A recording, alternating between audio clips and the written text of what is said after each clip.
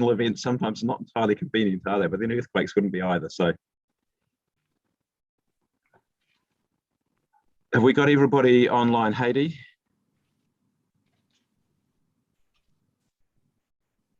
We definitely have a quorum and we're ready to go live when you are.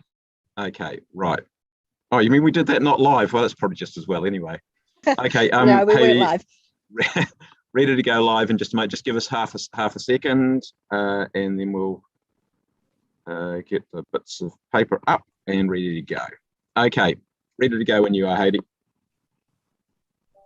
Oh, we're live. Well, good morning, everybody, and welcome to this council meeting. There's a few bits of housekeeping to start off with, but first of all, I will say the karakia to start. It's whakataka te hau ki te uru, whakataka te hau ki te tonga. Kia mā kina kina ki uta, kia mā taratara ki tai.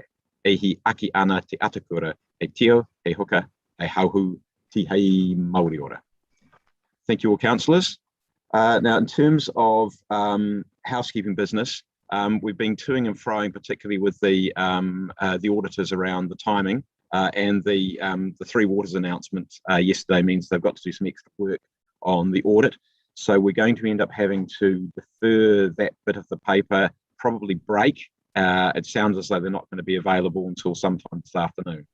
So we're likely to have to come back, and we're thinking probably at 3:30, but we'll get further detail on that as the course of the meeting goes on.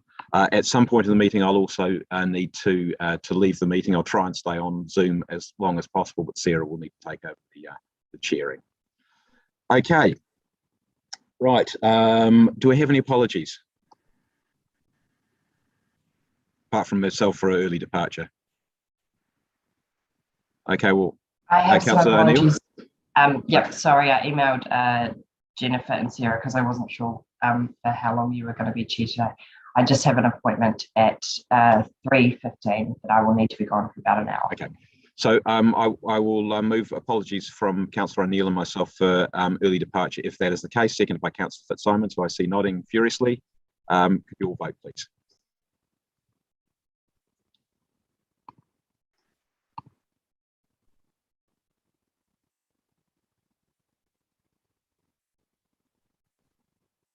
Just waiting on a vote from the Deputy Mayor.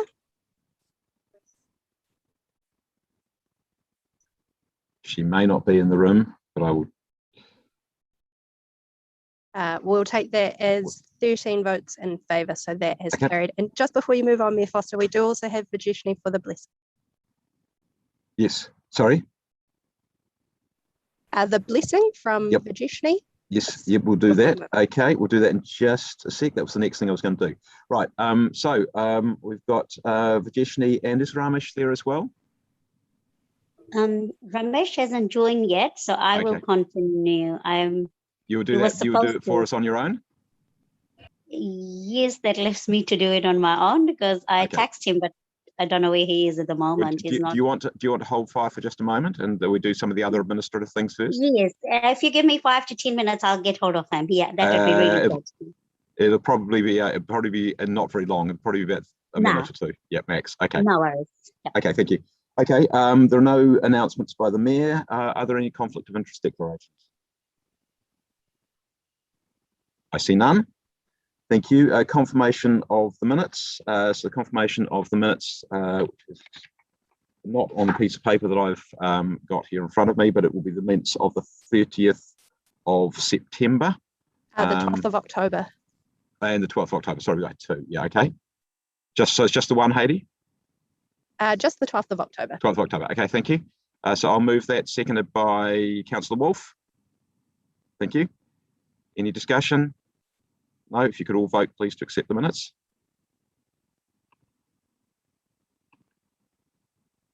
Yes, because of course we did the 30th of September on the 12th of October.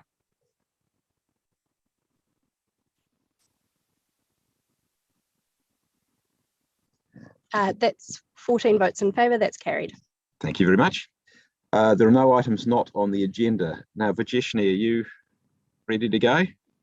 Yes, I will. Well, look, first of all, welcome. Lovely to have you here representing the Interfaith Council to provide a blessing for our kōrero. Thank you so much. So I am representing the Hindu Council. Since we are near to Diwali, we thought Diwali is about cleanliness and purity and all those. So we were planning to do some yoga techniques, but Rameshi is our yoga instructor who's not here, but I'll try my level best to take you through. We were planning to do some breathing exercise and some relaxation. So that will help us to calm down ourselves. So what we will do, we will sit up straight. This is the gish of knowledge where we join this two finger together. So if you want to do that, you're most welcome to, and put it on your thighs, because when we join our index and our thumb together, we are kind of connecting our brain and we are doing a gish of knowledge. So it's getting us more knowledgeable, more smarter, more less depressed and stuff like this. So put it on our thighs and we'll take deep breaths in, and I'll be chanting Om while we're doing that. Om, I'll just put my timer on because I might go over time. I only got 2 minutes, am I right? 2 to 3 minutes? So Om is universal sound, and it's also an exercise of mind. So we'll put our hands on the thighs, eyes gently closed, and we will start deep breaths in, deep breaths out, and chanting Om with it. Om.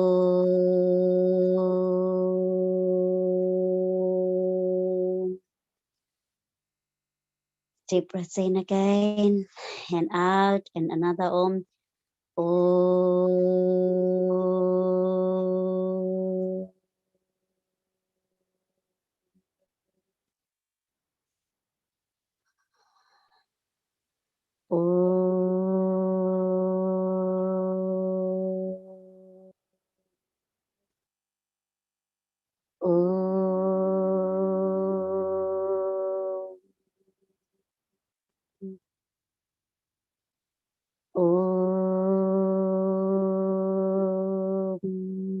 And now we'll imagine a ball of light entering into our head, going right down to all parts of our body. The light is the light of energy that is giving us all the energy to detox our body, stay calm, stay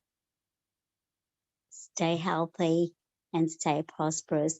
So the light is traveling from the top of our head right down to all parts of our body, our heart, our hands, our legs.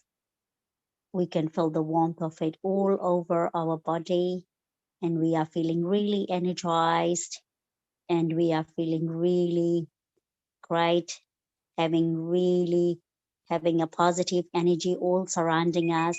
We are feeling really positive and really energized. So now we'll open our eyes, and I'll just end with a little prayer.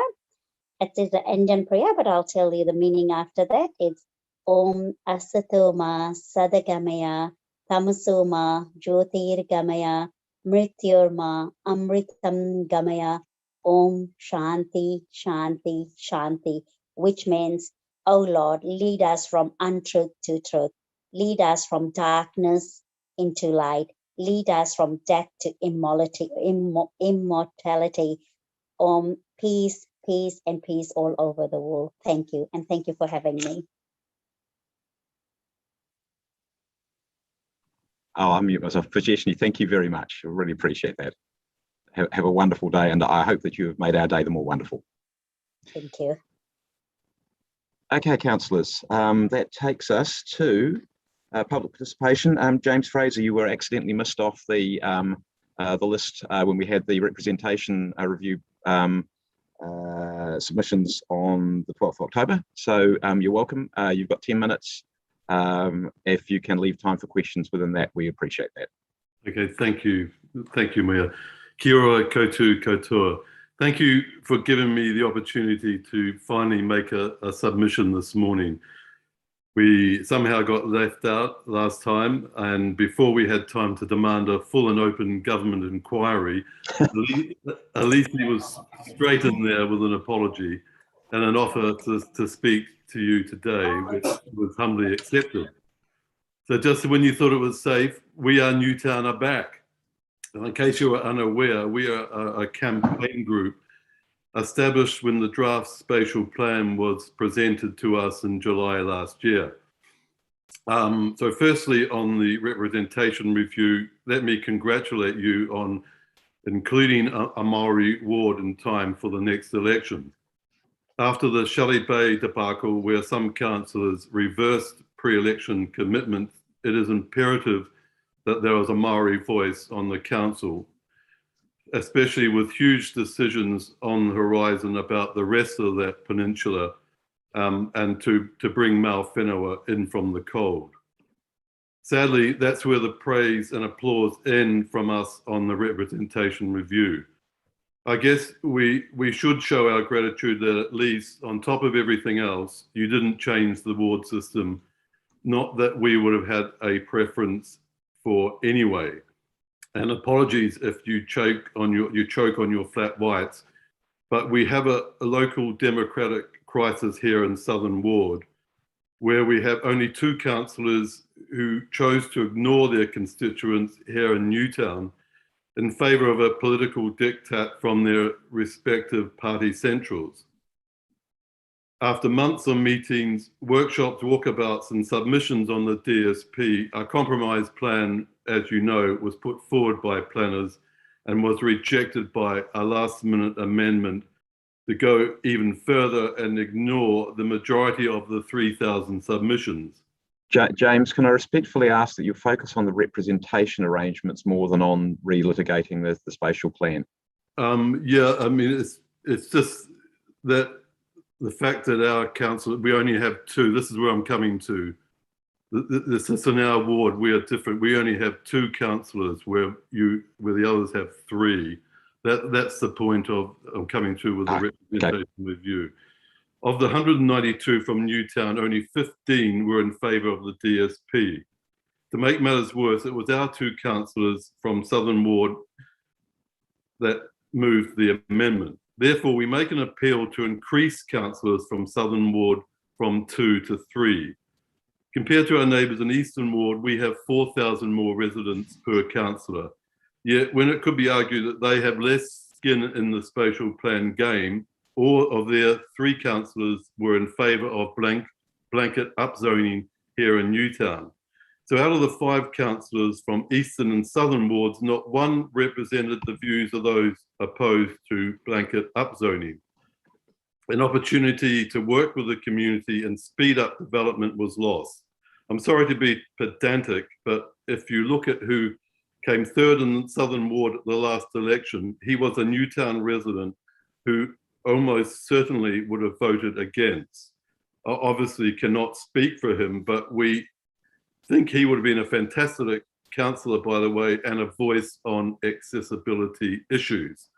Which brings me to the issue of councillors at large.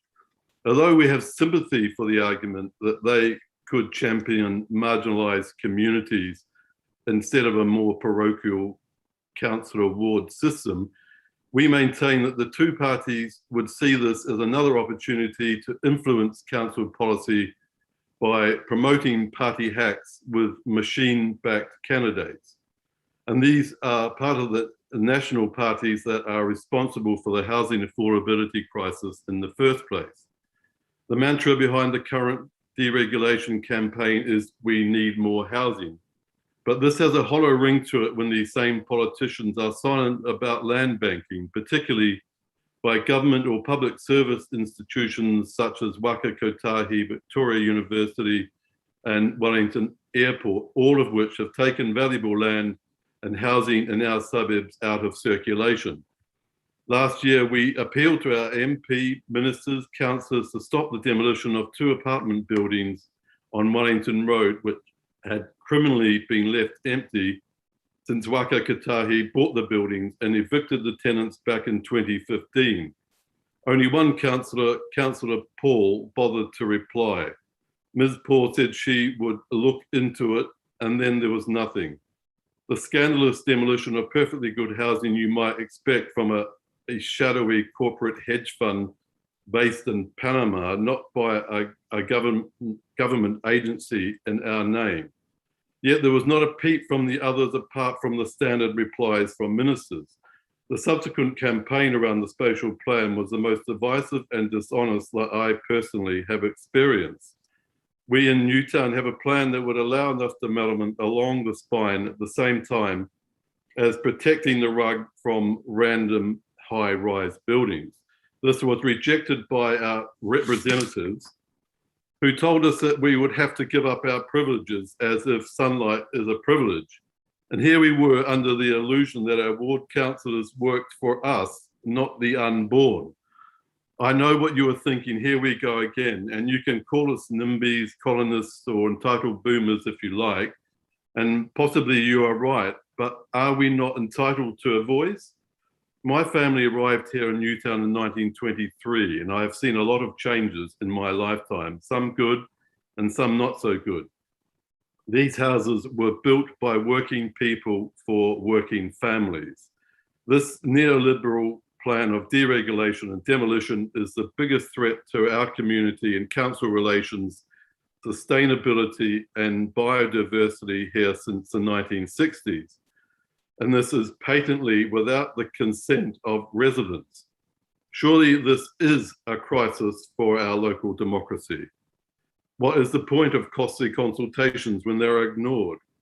We are now about to enter another round of submissions on the draft district plan. And can I ask you, is it not better to work together to do density well than to be at loggerheads? Thank you for your time. I'm happy to take any questions. Thank you very much, James. Are there any questions, councillors? I see one. Councillor Calvert. Thank you, and thank you for coming in, James. So obviously, we're talking about the representation paper, and thank you for your examples around the district plan, and I do empathise with you on that. So how, with what we've got proposed in front of us, what else could we be doing? Just to be clear, just to wrap up what you were, just trying to make sure I got what you were saying right at the end.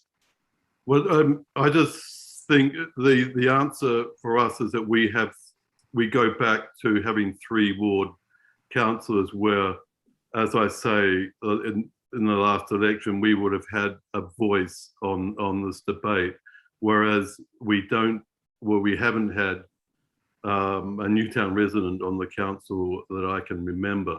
So, you know, it's just that we feel that we've been shut out and haven't been listened to, basically. So the answer would be to ask for you to include another councillor to make 3 in the Southern Ward. I hope that answers your question. Thank you. Thanks. Thank you. Thanks, James. It looks like you've made the points very clearly. Can I ask a question of officers? No. You might ask a question if it's relevant to the representation review when we get to that point. All right, thank you. Yep. Okay. Thanks, cool. James. Right. Thanks, James.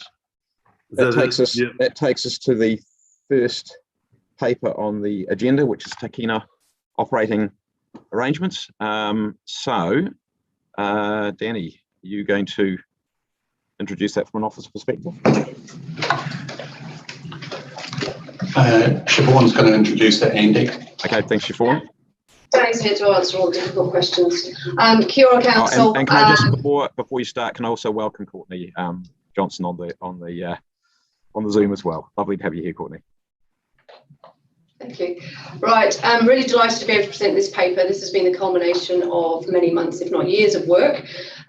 So when Council approved the business case for Tākina, which gave it the green light to go ahead and start construction, there was a clear direction to go away and come up with an operating model that was a fully collaborative model. And Danny and Kiri are here with me. They're the 2 who have been working really hard on this and have done a fantastic job as presented in this paper for the proposed Tākina operating arrangements. So in terms of the purpose of the paper, it's to confirm the operator and the operating arrangements for Tākina. There is a paper later on in Public Excluded where we will be presenting the commercial terms of that agreement. In terms of the building, it's going extremely well. It's on track to open in July 2023. So this is a very good point at which to actually confirm the operating model and the contractual arrangements associated with that. So the objective was to develop a cooperative operating model, recognising that we wanted Tākina to be a very Wellington experience, so more than a conference centre. We wanted to showcase Wellington, be authentic and partner with locals and tell the local stories. So the proposal is to partner with Te Papa and Wellington, New Zealand to deliver on this. So again, very locally focused with that local flavour. The model will see Te Papa and Council partnering to deliver conference events across both Te Papa and Tākina under a new trading name, Tākina Events. And Wellington, New Zealand will provide that marketing support. So it'll be locally built and locally operated. We've worked extensively with Mana Whenua on Tākina to develop a strong identity and narrative for Tākina. So we're connecting that cultural route from Te Arapā, Tākina, Te Papa, Whareawaka to Te Ngākau, and incorporating local tikanga and reinforcing this through the rangatahi pathways. The exhibition gallery is a separate model that we'll be coming back to council with in terms of the process for securing exhibitions. So this proposal is really around those events and conferences. It outlines the key components of the management agreement, and as I said, the commercial terms will be discussed this afternoon. And Te Papa Board have approved this arrangement subject to council approval. Thank you. And just before going to any questions, I've also recognised John Allen and David Perks from Wellington NZ. Well, David, I see you've got Tākina there, so it's a good move there. Right, questions. Councillors Pannett and then Foon. Thank you, everyone. I think it's a great deal. So just want to confirm that staff will be paid the living wage, because the paper's a little bit unclear about that. Thank you. Yeah, so the situation is that effectively the agreements provide for the living wage if council wish to have the living wage paid to the Tākina event staff. Obviously those staff are employees of Te Papa, so we have to go through a process with Te Papa around working out what that means for Tākina events and working out how the additional cost of that will be compensated. So Te Papa have indicated that they're more than happy to see the Tākina events staff remunerated at the living wage. We've just got to work through the details if council want that to happen. Yeah, thank you. That's the way I'd understood the paper, but then someone told me that it had been sorted. So does that mean that we need an amendment today? Because I would feel very strongly that that should be done. And I don't want to bring unnecessary amendments, but it does need to be sorted.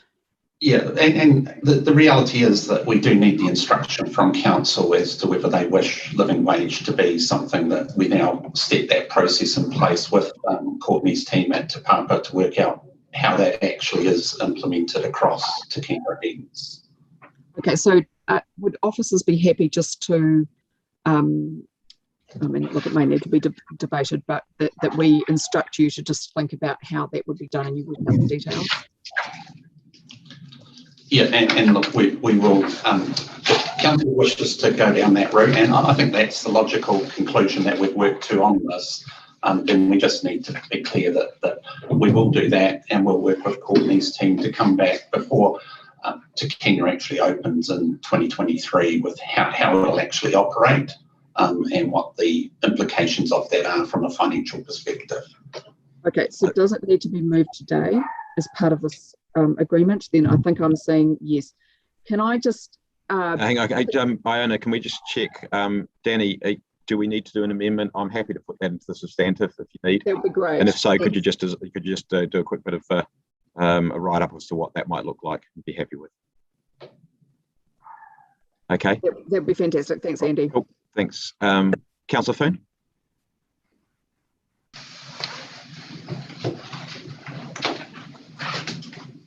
Kia ora all, thanks for the mahi on this. I've got a few questions, particularly around just understanding the model a bit better, and apologies that I couldn't make the open day that you put out due to timing around the district plan.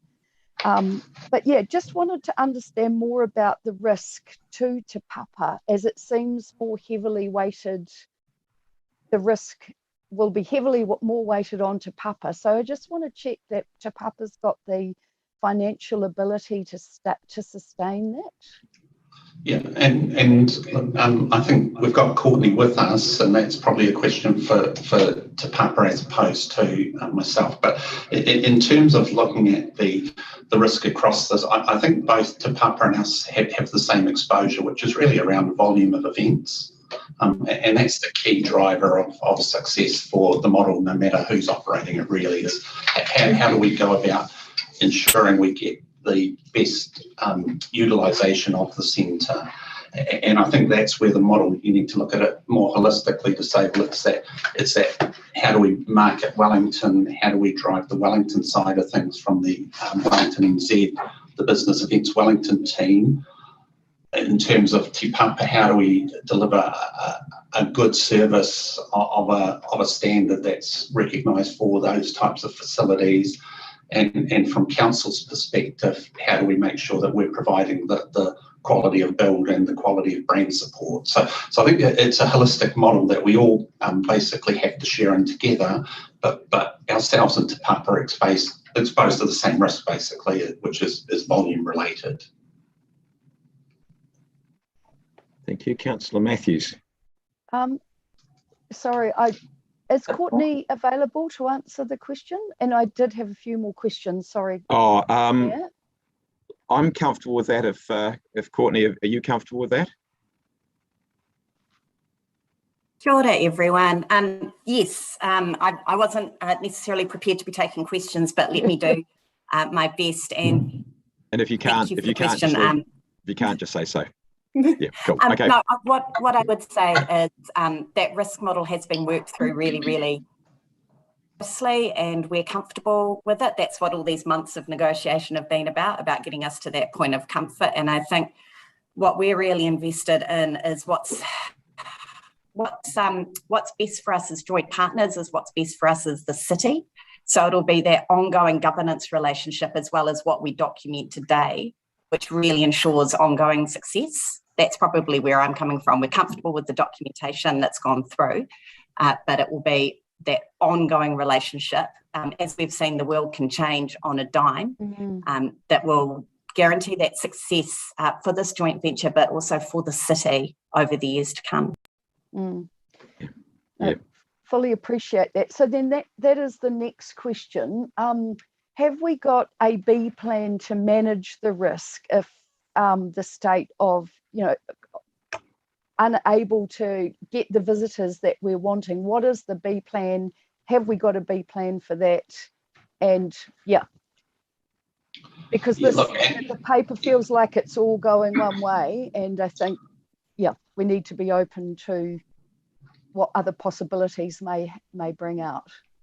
Yeah, look, and there is no formal B plan. I mean, B plan is work harder on achieving sales and success for plan A. So I think that's the reality. If there was a total market collapse and COVID became, I think we would need to rethink the whole approach. But essentially, I think all of our efforts are aimed at plan A, which is making the model successful. Good plan, no failure. I think, Councillor Thune, if we're in that sort of plan B environment, this might be one of the least of our worries. But I don't think we're going to be there, I hope. Councillor Matthews. Kia ora, and I first of all just want to come back to the living wage issue briefly, and thank you, Councillor Pannett, for raising it. And just to extend a warm invitation to Te Papa to join our living wage family. It would be great to have you on board as an accredited employer, and that would simplify matters to do with the employment through Tākina greatly. But I guess I just wanted to check in with Danny, because I guess the conversation that we had about this, it's not fully reflected in the paper. My understanding is that if we didn't pay the living wage to these employers through Tākina, that it would put our accreditation at risk. So therefore, a further instruction isn't necessary because we've already decided that we are a living wage employer. So it's just consistent with decisions already made by this. Yeah. So I think though the employees of Tākina events will be employees of Te Papa. And so effectively we have to have a process that engages with Te Papa. So we can't dictate that to them. We need to work collaboratively with them, and I think that's the position we've got to with Courtney and her team, which is they're prepared to do that. It just needs the go ahead from council to say that's what we wish. Okay, so we'll incorporate appropriate wording. Cool. Deputy Mayor. Yeah, I mean, I just think we absolutely have to pay the living wage, or if we have an ability to instruct that that's the case, we need to make it really clear. So I welcome this conversation because I was a bit surprised to find it wasn't clear. But my other question, I suppose, is just going back to the original vision which we had. It's been superseded, but I kind of wonder if it's able to be resurrected a little bit. And that was that we would have a film museum. Is there any option at all to have a little exhibit from our very own Sir Peter Jackson? Would he be open to that? And have there been any discussions around that? Yeah, so we'll come back to you specifically around the exhibition program. So there will be no opportunity for a permanent type exhibition, but the exhibition program that we've developed with Te Papa's team, it really picks up on a mixture of local and international. We'll start with international because they're already effectively product that's available. But there are discussions with local creatives, including Weta, but also other creatives in Wellington around what the opportunity presents. Yeah, great. Fantastic. Thank you. Councillor Calvert. Thank you. And my question is just on the living wage. Given that Te Papa is, my understanding, is principally funded from government public agencies, has there been any requirement by government on Te Papa paying the living wage? And look, I'm not in a position to answer that, so no. Okay. Maybe we could look at that. Maybe, I don't know whether Te Papa can comment. Courtney, is that something you wanted to respond to? I think I'd prefer to manage that conversation in a different way, but Okay, we fine. are approximately 50% funded by government and 50% through our own revenues, and no, there's not an obligation on us for the living wage at this time. Okay, cool. Thank you. Councillor Foon.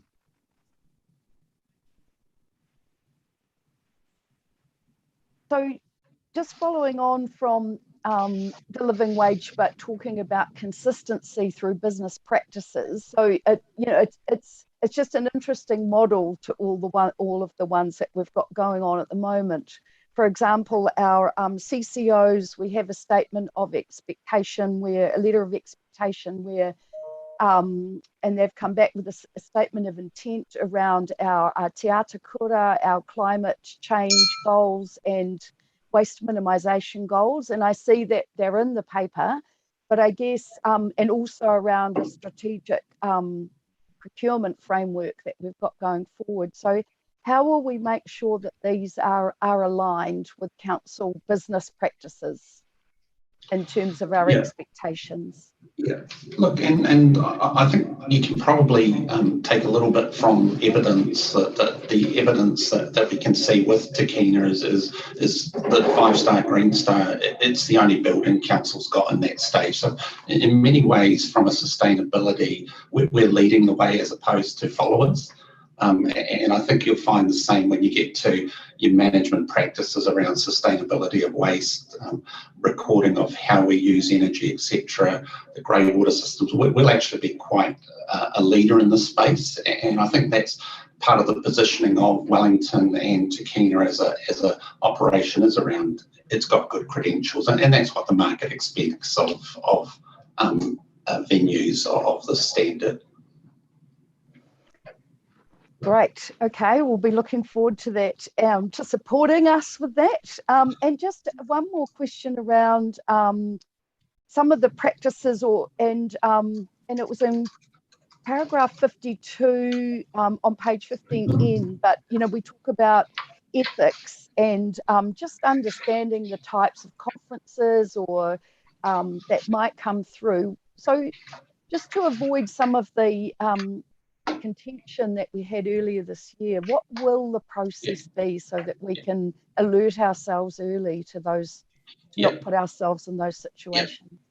No, look, and good question, Laurie, and it's something that both Courtney was keen on from a department perspective, and we were keen on to make sure that we flesh that out early, to say, look, if either of us have an issue with the ethical position of a conference, exhibition, whatever it may be, that we have a mechanism for bringing that forward, which is through the relationship management group, to say, let's surface it early and let's discuss it and see if we can resolve it at that level. So I think it was important in the management agreement that basically was something that was recognised, that we will both have our positions and we need to be respectful of those. And so I guess the question is around process, and this does feel like it's in the weeds, but can you assure me that before those conferences get signed off, that there will be a process that we'll go through to confirm our position before we confirm with them? And so it probably doesn't get to that level of detail, Laurie. I think it's more of we've got a process through the relationship management group where it's surfaced, and then I think it's at that point, if it needs to be escalated, then the escalation route from that is back to the respective CEO. So I think there's a pathway that basically makes sure that we don't fly blindly on this stuff. Great. I'm imagining a red button under the desk. Well, thank you, councillors. That's I've got one question before introducing the paper, and that's just is there anything that you'd like to say to us? And probably it's either David or John about what you're seeing in terms of interest from particularly the convention market in bookings. Yeah, thanks, Andy. I guess what we're seeing actually is a remarkably strong level of interest. I think I'm always a glass half full person, and I'm really excited by what we're seeing. So the number of pencil bookings we've got at the moment, we can't actually issue contracts, of course, until we have the operator appointed. It effectively makes the place look very busy for the first 18 months. And as you saw from my email yesterday, councillors, we're getting inquiries into the more distant years as well. And we're only actually taking bookings at the moment and inquiries for events of over 400 people. What we need to do is fill it up with the larger events, and then put the smaller events in the gaps in between. That interest is, of course, coming from New Zealand. New Zealand organisations want the opportunity of conferencing in the capital and being close to government, but it's also coming out of Australia and indeed international markets. And it's interesting, Tourism New Zealand have an event going on in they have an event they're going to in California later in November, and they've got 19 specific bookings to talk, 19 specific inquiries to talk to specifically for Tākina and Wellington. So we're really excited by the level of bookings we're seeing, and I think the types of bookings that are really going to give local people the opportunity to tell their story to a broader audience, and for Wellingtonians to be participants in conferences that they otherwise wouldn't be. Thank you. It's very, very exciting. Thank you. And David, just to follow that up, when can pencil bookings be turned into pen bookings? Is that once we've got this deal across the line? And yep, simple as that. Simple as that. Cool. Good. Okay. Councillors, Councillor Foon, you've got your hand up. Is that a leftover, or is that another question? That's another question. Last one. I've got quite a few, but I'll just do one. So pick one, please. So just with the rangatahi employment program, which is super exciting, I guess I'm concerned for the hospitality industry at the moment. There's a general shortage. So are we taking a broader view on how we can, instead of, I guess, adding more pressure on the sector, is there a process where we are looking at the whole sector and how we can support it through this? And probably, Laurie, not the whole sector, but we recognise the same issues around employment in hospitality and the pressure on finding suitable staff going forward. And so the rangatahi program starts to address that, and it starts to look at career pathways within Tākina. So it's starting to build hospitality as a career option, not just a part-time job option. So that, working with the training institutes, working with Taranaki Whānui or Mana Whenua, starts to provide that a little bit of a backbone. It doesn't solve all the issues of the hospitality industry, but it starts to do it with a view to ensuring that we're looking after that from the perspective of Tākina events. So I think it's a start of the way, and it's sort of recognising that there is a future problem heading our way with hospitality staff. Perhaps if I can just add into that, the destination management plan that the team at Wellington NZ are putting together has recognised through engagement with the sector, both in the city and across the region, that a workforce for the tourism and hospitality sector is a challenge for the future. And I know that, for instance, through John Allen's involvement in the Regional Skills Leadership Group, that those issues will be raised and that they will then be a part of the dialogue with government about what's done through our local institutes. Thanks. Thanks, all. Yeah, I think that's a priority to support our local industry, but thank you for the answers on that. Thank you all, councillors, and thanks for the answers to the questions. So, Danny, did you have some wording around the living wage bit? Yeah. So Heidi's got that, I think. Oh, Heidi.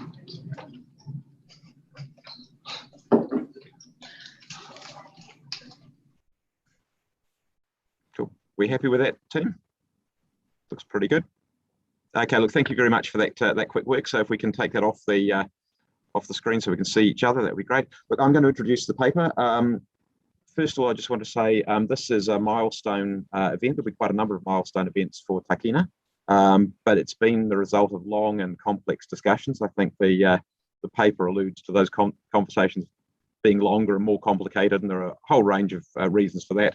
But I really did want to just say a really big thank you on our side, particularly to Danny and Kerry, but also for Te Papa in particular. I wanted to recognise Ian Crowe for the fantastic work that he has done in this, and also John on your side as well. I've got no doubt your involvement and David's involvement as well. So just really appreciate this. I think it's a fantastic thing to come together as three parties in. And I think, Courtney, you said this is not just about words on a bit of paper. This is about a long-term partnership, and obviously we're already close friends anyway as organisations which are important to our city.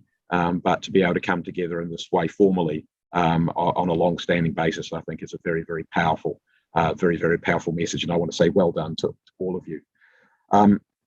It's a very important step forward. The paper did cover the different options that we had for running Tākina, and to me, this was the no-brainer.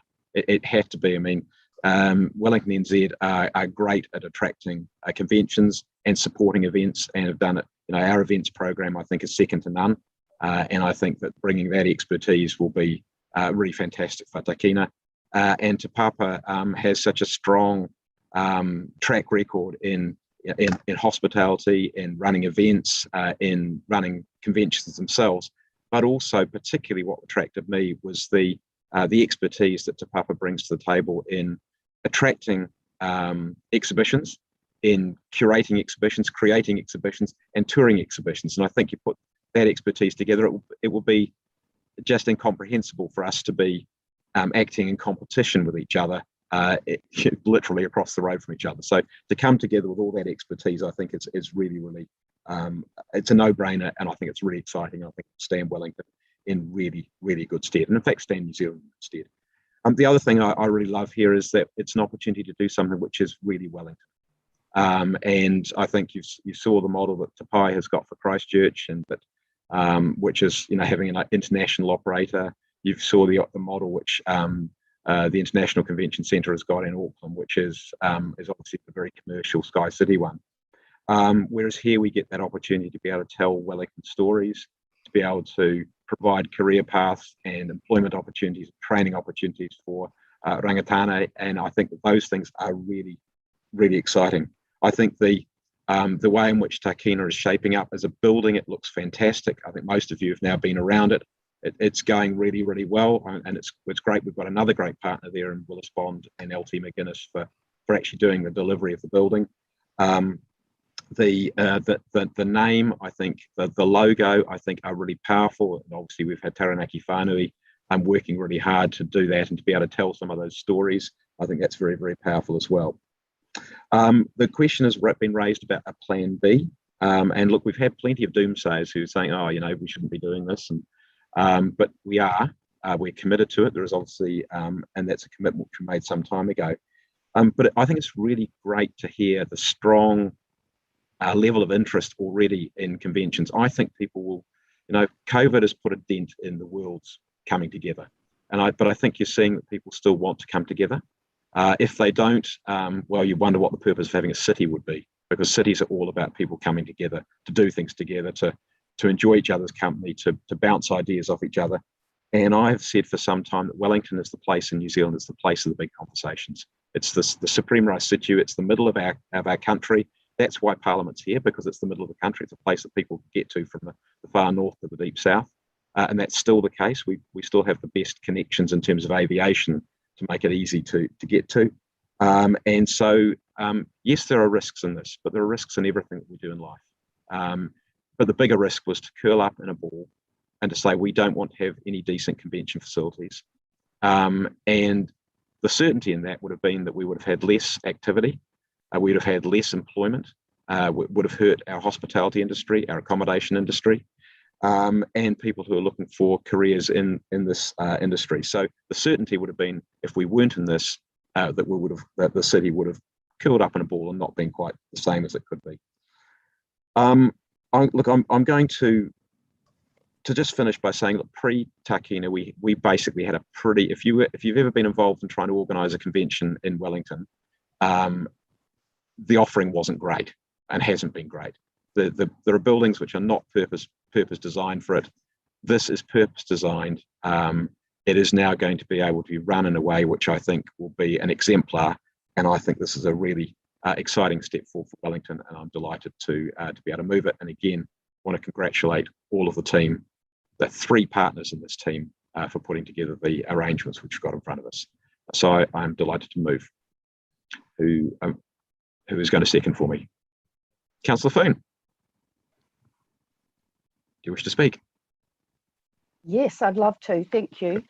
I know that as a past retailer, the opportunity of something like Tākina will bring to Wellington is really important for local business. I am nervous about the idea that we continue to want to attract business. It doesn't mean that we don't. We do. We go ahead with it, but that we must also find other opportunities to attract good business to Wellington. I think I just want to applaud the collaborative and partnership approach. I think as Mayor Foster pointed out, it will be a challenge, but I think that between these 3 good partners, we'll be able to work together to get good solutions as they arise and problems arise, and they will. So it'll be good to demonstrate how we can deal with those. I really applaud the Wellington flavour, and I really look forward to that coming through with the inclusion of local businesses and local products to really help be an exemplar there, including Māori, food and business practices. And yes, as a council, we do have high expectations and want to see leadership in the way that we are practicing sustainability, low carbon practices, and a strong procurement strategy. So with all of that, yeah, I'm very excited about Tākina for Wellington. And I really love the kaupapa that's coming in with the employment of rangatahi. Although, yes, it's great if we can be a backbone. So thank you for your answers on that. And yes, very excited about it, and well done to all for working on this. I can see it's quite a complex process that you've been through. Thanks, Councillor Foon. Councillor Pannett. Thank you, and I don't need to repeat the sentiments you two have so ably expressed. I agree with them, and so thank you very much to the staff. I just wanted to briefly mention 3 points, which is, first of all, just to acknowledge that there are some people in the city that are concerned about this convention centre. I just wanted to acknowledge that, to show that we have heard that. And obviously, when we agreed to it, we had never anticipated COVID coming along, which is not going to be over quickly. I think we've realised that now. So I guess it's on us to make this, and I know we've got very competent staff to do this, to make it a success.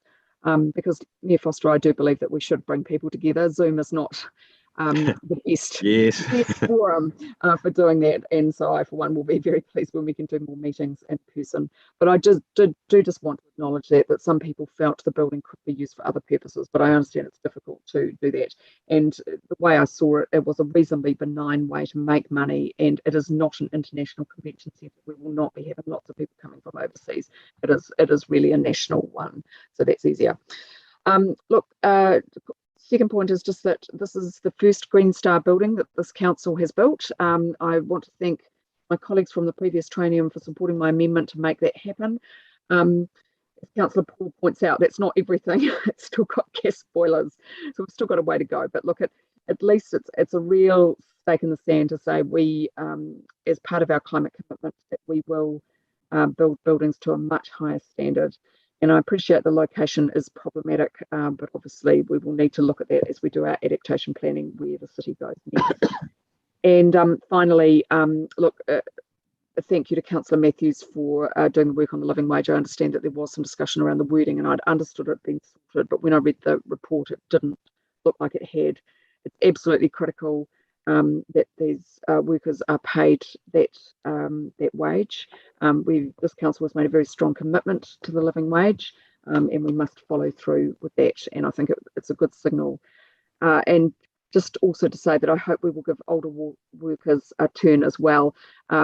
It's not just young people who are vulnerable sometimes in the employment market. Just a point to make. But look, I think this is good. I think Te Papa is an obvious partner. It's non-contentious. I would have raised concerns if it had been a private operator. So I just think this strengthens the relationship between these, between the city and the museum. Kia ora. Thanks, Councillor Pannett. Councillor Calvert. Thank you, and I'll be very pleased to support the resolutions in this paper. It's a long time coming, and having some of that space in that part of our CBD reinvigorated. So really looking forward to seeing this operating fully, and in conjunction with Te Papa. We are starting to create a real cultural heart of this part of the city, especially with its connection to the Whare and then also on the other side to St James. So, and then hopefully those private landowners will give them even more confidence to invest in our city, in the buildings surrounding it. Thank you for the amendment around the living wage, which I support. But I think it's also important to note that as we expect our contractors and the organisations we engage with, that we should also be requiring the same of government on this. They are a principal funder for Te Papa. I mean, it's essentially seen as a public asset, public funded. And I hope that we take this opportunity not only to encourage not our council and Te Papa, but also government in terms of walking the talk in regard of this. And as we know with our own council-owned organisations, we need to put our money where our mouth is. So I do call on that. I hope conversations are with government in increasing their funding for Te Papa to enable them to look holistically across the whole staff for Te Papa. I also look forward to making sure that our council does give Tākina the support and the resources it needs. It will be managed through Wellington NZ, but we do have a role as a council. So I appreciate this is now, it seems to be under the infrastructure group, and I understand that with the build, but what we're talking about here is the actual commercial operating arrangements and the part that this plays in our economic growth. So I do call on our officers to ensure that it does have the correct amount of resources going forward in this space. Yes, so look, but I guess again, I'm very happy to support these resolutions. Thanks, Councillor Calvert. Deputy Mayor Free, and then with your forbearance, I think I'll go to the right reply and see everybody's clearly in favour, unless somebody wants to speak against it. So, Deputy Mayor. Thank you. I'm very excited about this. I do agree with Councillor Pennant that when we agreed to it, we didn't know some of the challenges we were going to be facing, and then there was some sections in our community that thought that we could have done differently with the money or used the site differently. But I think it really underscores our capital city status to have a beautiful exhibition and convention space like this. We are the head of the fish, Te Ika a Maui. As the Mayor said, we're in a very important location centrally in New Zealand. But not only that, we have all the government departments and a lot of scientific institutions here in the city. And I think there's a lot of synergy with this and the other businesses in the city. I just think it was incredible that we managed to find the site that we did, and that such a big site was available in such a strategic position for this building. So I think it is very serendipitous that we've been able to build this, and that it's gone really quite smoothly. It is, as Councillor Calvert said, now up to us as council and up to Wellingtonians to really make sure it's a success. Why shouldn't it be? It's a beautiful building, a unique building, and it's there to help and promote the well-being of our city and our nation. I don't think we should be ashamed of having done it. It's pretty amazing. And I think too of Victoria Street, when we invested in Victoria Street, the then CEO, Kevin Lavery, said to me, there will be a response from private developers to the investment that we made in the public realm. And sure enough, now we're seeing a lot of building up Victoria Street. And I think it will be the same for this part of Courtenay Place. There will be lots of gains for Wellington. We've made the initial investment, but that's just the stake in the ground. There'll be a lot that will happen around this, and I'm sure it will be of real benefit to the city, and ratepayers will be able to see that quite clearly in the years to come. Thank you. Thank you, Deputy Mayor. Look, thank you all. I'll just very, very briefly, a couple of points to pick up and write a reply. Councillor Foon, I didn't pick up on the one of those bits of Wellington flavour being literally Wellington flavour and food and beverage from Wellington. And I think one of the great things that's emerged over the last few years is the downtown brewers, chocolate makers, obviously nut butter. So to be able to showcase some of those kind of businesses, I think that will be really, really tremendous too. And the other 2 points I wanted to respond to. One is the issue of reinvigorating Central City. And I think as you start seeing the investments that are being made, not just Tākina, but obviously the decisions which we'll be releasing on Monday around the Let's Get Wellington Moving investment, and then also the likes of the St James coming back on stream, the investment we're making in Tanaka Civic Square. There will be, and obviously the private sector developments going on in various different areas. I mean, the work again, so the Willis Bond project on the Cuba Victoria area. Deputy Mayor, you mentioned the investments being made in Victoria Street by other private developers as well. So, and then we've got the Argosy building just around the corner from us. So there's a lot of great things going on in our city in terms of new development. I think put those together, I think it's a really good thing for our city going forward. And the final point to make, living wage, I think the point you make, Councillor Calvert, and thank you, Councillor Matthews, for advocating around that. And the point you make, Councillor Calvert, I just had a quick look at the government's announcement that they made September last year about paying contractors, and that included specifically security guards, cleaners, caterers, for the public service. But I wouldn't have thought it was too big a stretch to say that that would cover a large part of the workforce for Tākina. So I think it's something which we need to take up with government and say, hey, you know, you said you've been on record saying that you want to support the living wage across the work that you do.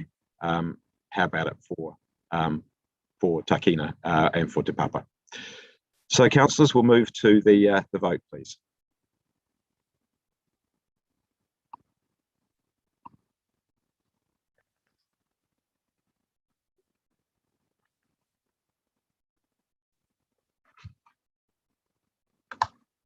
That's carried unanimously.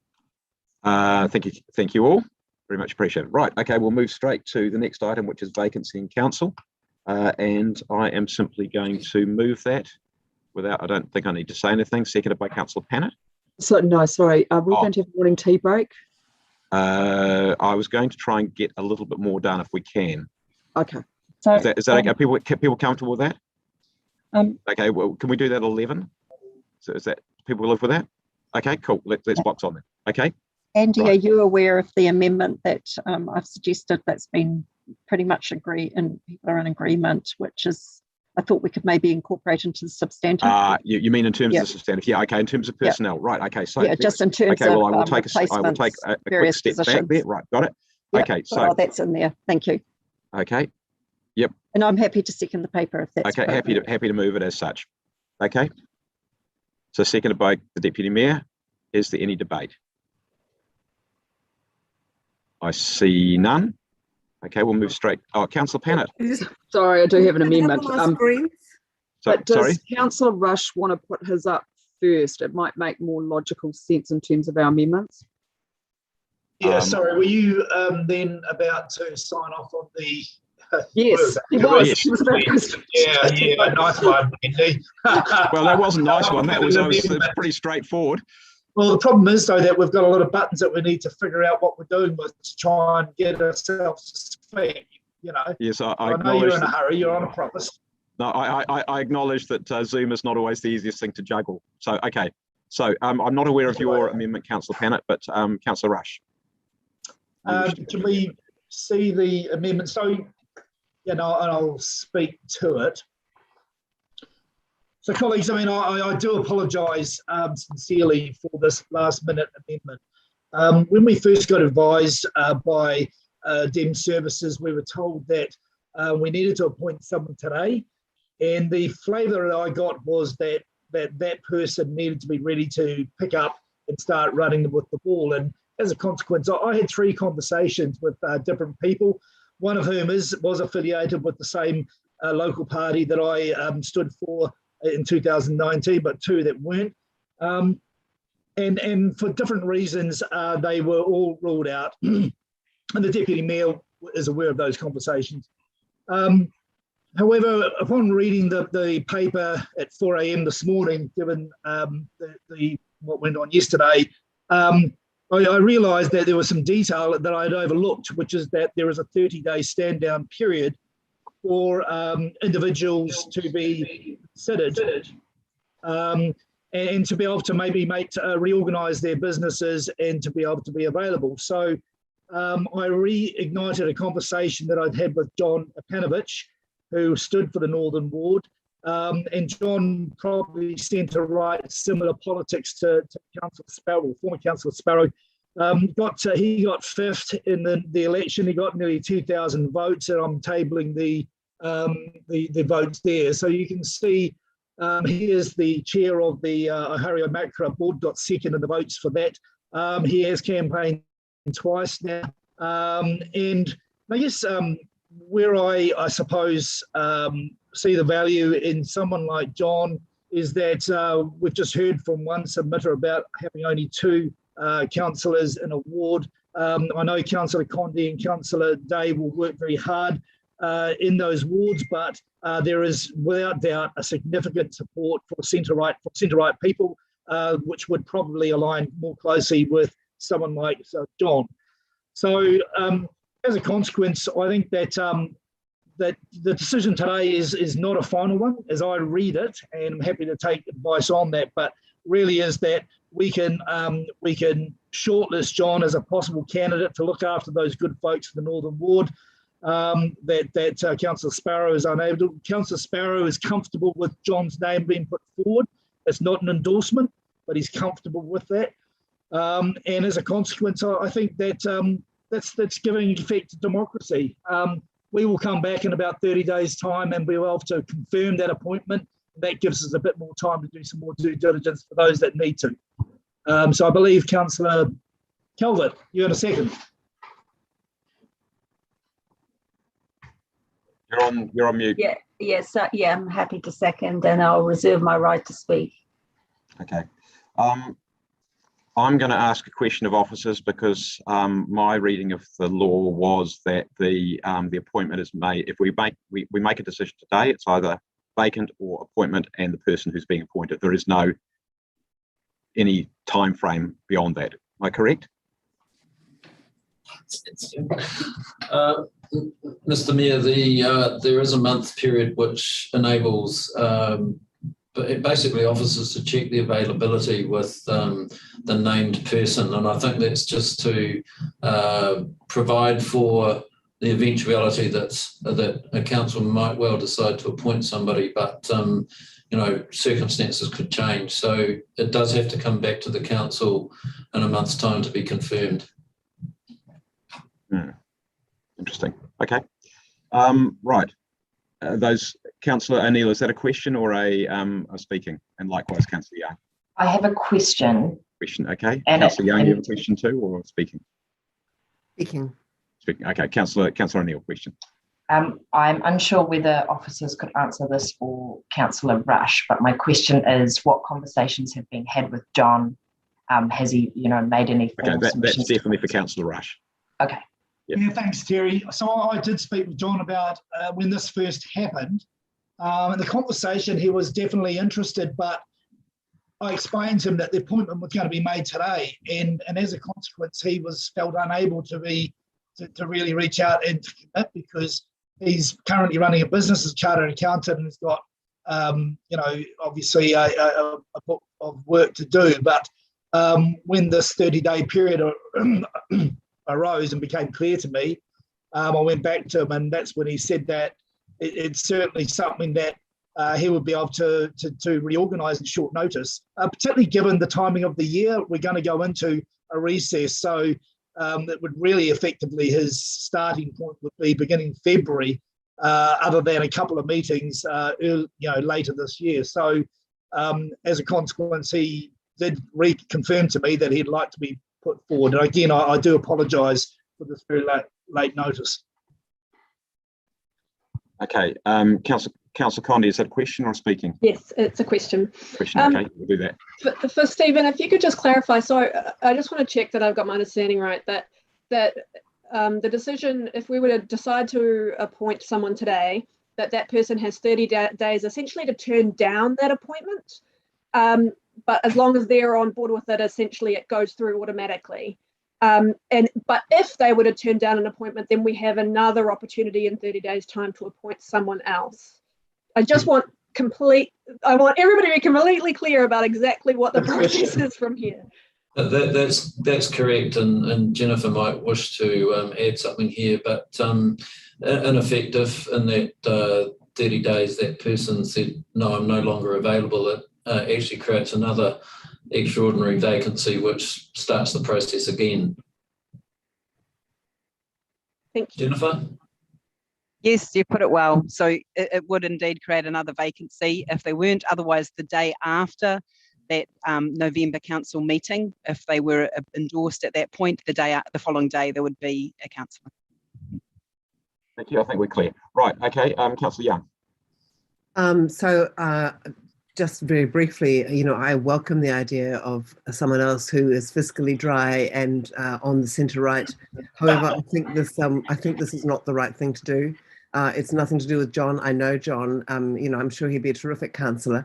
I just feel first past the post would give us more clarity about who had come forth. With STV votes are transferred. I think it's potentially a complete mess, and he wouldn't be on council very long. And I think really, if you think about it, the disruption to his life, bearing in mind our election is, I'll just tell you, in 345 days. I think this is messy. I just feel it just doesn't feel right to me, and I think it's all a bit knee-jerk, and so I won't support it. Even though I love the idea of having a few more people with a bit of a blue tinge, but I've got to think about what I think is right. It's not right.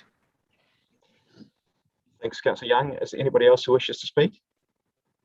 Otherwise, we'll go to Councillor Condi. Okay.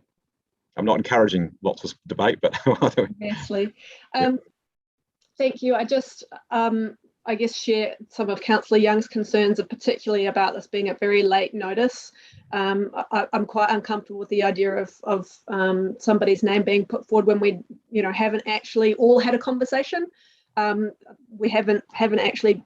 Many people don't know John, don't know anything about John. It's a really challenging situation to have put everybody in.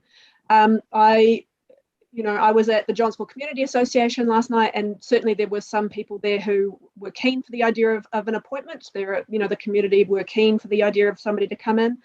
The view that I raised, which I hold, is that while I was open to the idea of Peter coming into the role, that was particularly because he had been a councillor before, and meant he knew the ropes, and he kind of knew how the role would be going, and he would be able to slot in fairly quickly. I just think bringing someone in who doesn't know the ropes, if we can, the six of us who are new this time can think back to what it was like when we started. We had a full induction program. We were starting at a time when we weren't in the middle of a whole bunch of decisions. We're right in the middle of the district plan. We're right in the middle of Let's Get Wellington Moving. A lot of decisions that have a lot of history and context. I just feel that bringing someone into that is actually, it's a big ask, and I don't actually think it's very fair to that person. So, having had that conversation last night, some of the people at that meeting, accepted that reasoning as being, being a reasonable thing to go forward with. So just because of those things, I won't be supporting this. I think John's a nice man when I've met him, and I hope that he will consider to stand again, but this just doesn't feel like the right process to me. That's a day. Oh, kia ora. Look, Councillor Condi has said it really well. I've run in 2 elections alongside John Opanovich, and he's a fantastic guy. And I do hope that he does consider, standing for council at another time. I think it's very hard to guess what the community would have wanted. In reality, he has run in 2 elections and hasn't been elected.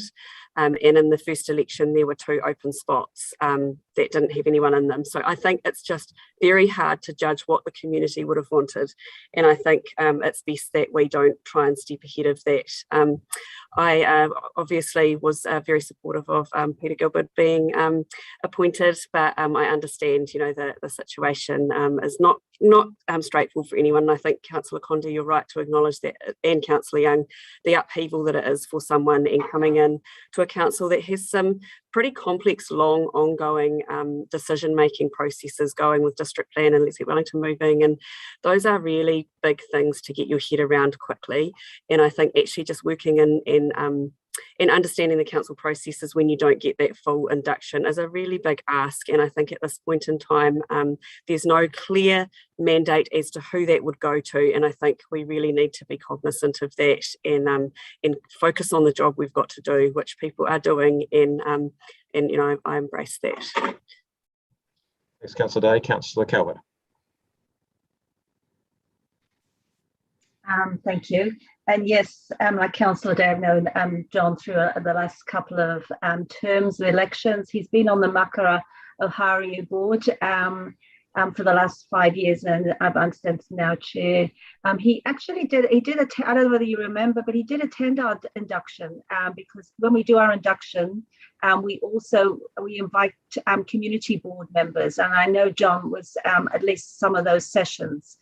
So he's had some of that induction that we've all had, and as Councillor Rush pointed out, he is a chartered accountant, so it's across quite a few issues. Has been quite active in the Ohariu side of the ward, which is the southern part of of the Northern Ward, and that's where I feel, and I do engage quite a bit with in particular the Johnsonville folk, because the boundary between Onslow and the southern part of the Northern Ward is overlaps almost, and I do know that they have particularly wanted representation for the southern part of the ward. So with John being based in actually in the small settlement of Ohariu, then that would enable that. So I'm actually, thank you, Councillor Rush, for bringing this forward. I know it's later in the piece, and I know John would be able to reorganise his affairs given a month. So I'm happy to support this. Councillor Calvert.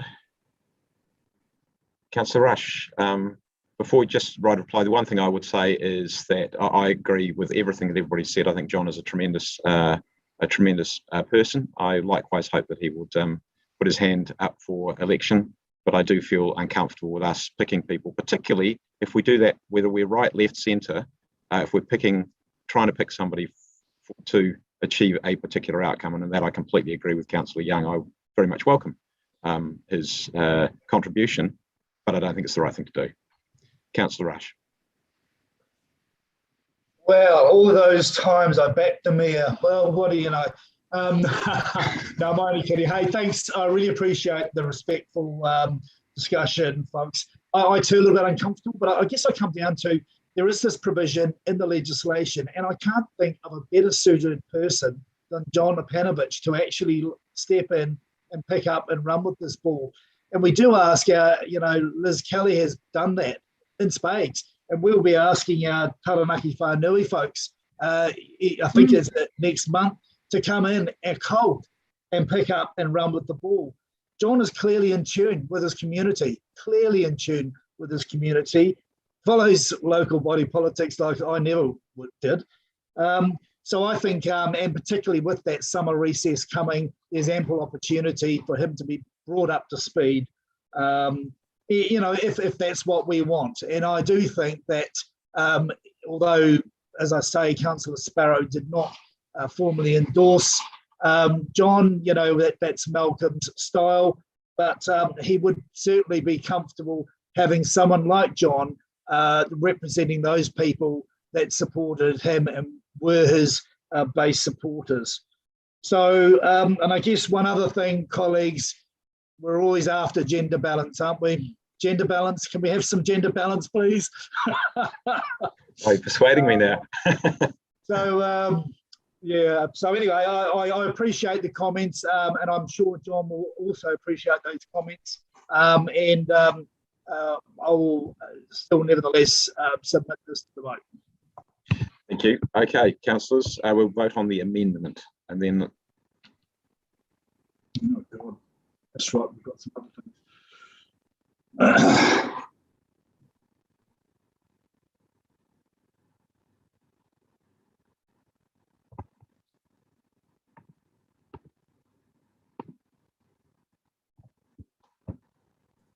Waiting on Councillor O'Neill.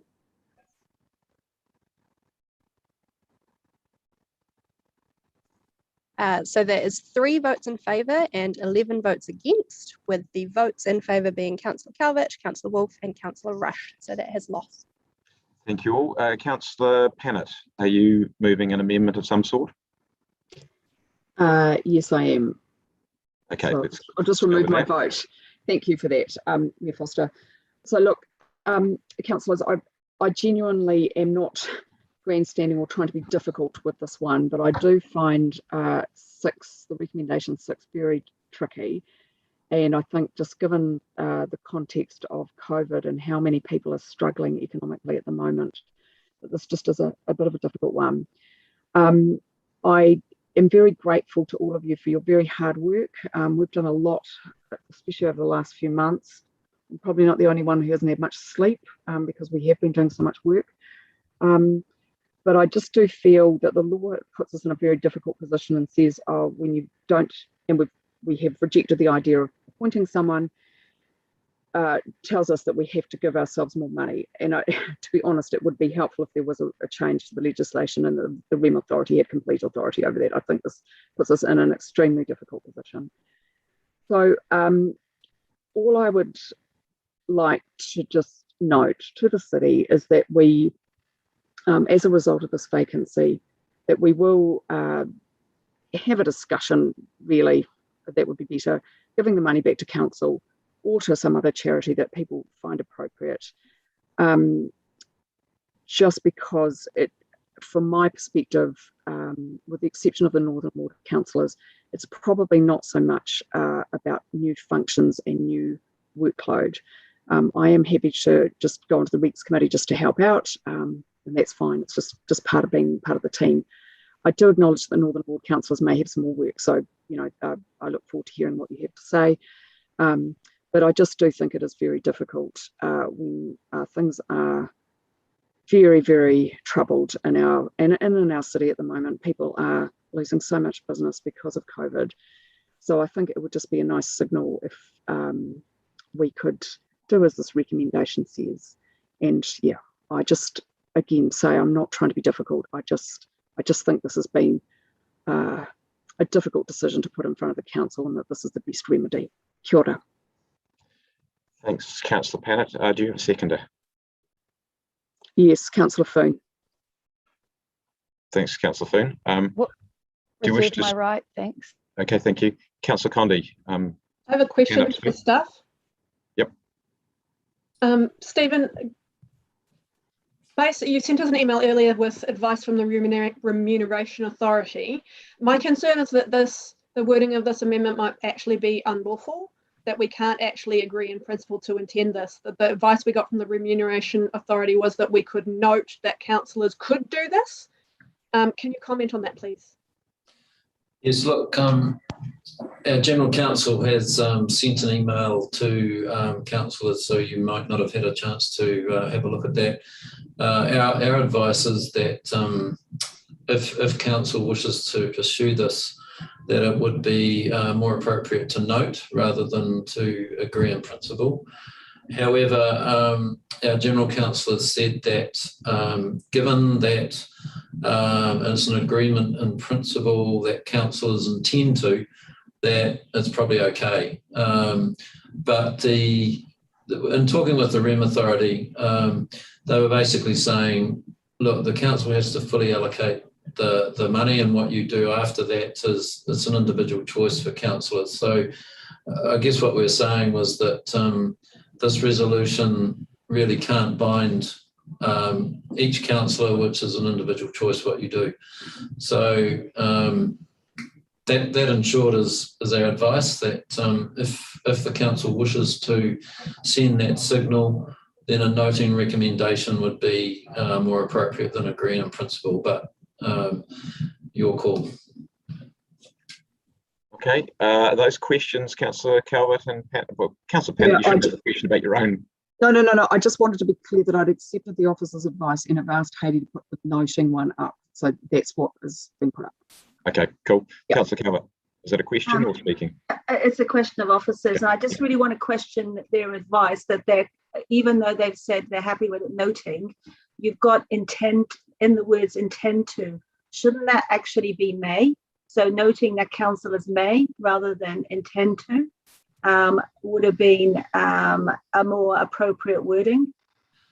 Probably, and look, when this was done in a bit of a hurry, not very long ago when we received this, and of course the view being expressed was that the majority or most councillors wish to do it. So might be a more appropriate wording if there's not a majority of councillors that are kind of wanting to go down this path.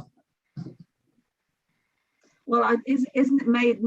It's not so much what path we want to go down; it's what is actually binding. So even if they voted, there's no actual, formal requirement then on councillors anyway. So wouldn't it be more lawful? I said to actually say may, and then Councillor Pannett may want to consider that because then that gives it doesn't really matter which way the vote goes. Councillor, I think the important thing here is that there isn't a statement that makes any individual councillor feel that they are being compelled to do something. So you need to preserve the rights of individuals in whatever statement you choose to make. Yeah, and that's my point. If you use the Yes. words intend to rather than may. I think your point is well made, Councillor. Yeah, thank you. Councillor Pannett, are you happy to put the word may in there, or? Now that it's been moved and seconded, it should be with the leave of the meeting. Yeah. So, look, councillors, I like to try and be collaborative. I'm happy to do that, but that was the intent. That was the okay, wording. that's fine. Okay, councillors, are we happy to accept the word may? You can decide whether you want to vote against it or vote for it. It's up to you. I see no dissent. Okay, we'll change the word. Sorry, we'll see the wording Could that be again. put please. up on the screen? I think it would help if councillors can see it. Yeah, thanks. And I don't want to have a great long debate about this. Okay, we've got it there. Does anyone want to debate it, or do we want to go straight to a vote? I would like to comment. Okay, where you go, Councillor Calvert. Thank you.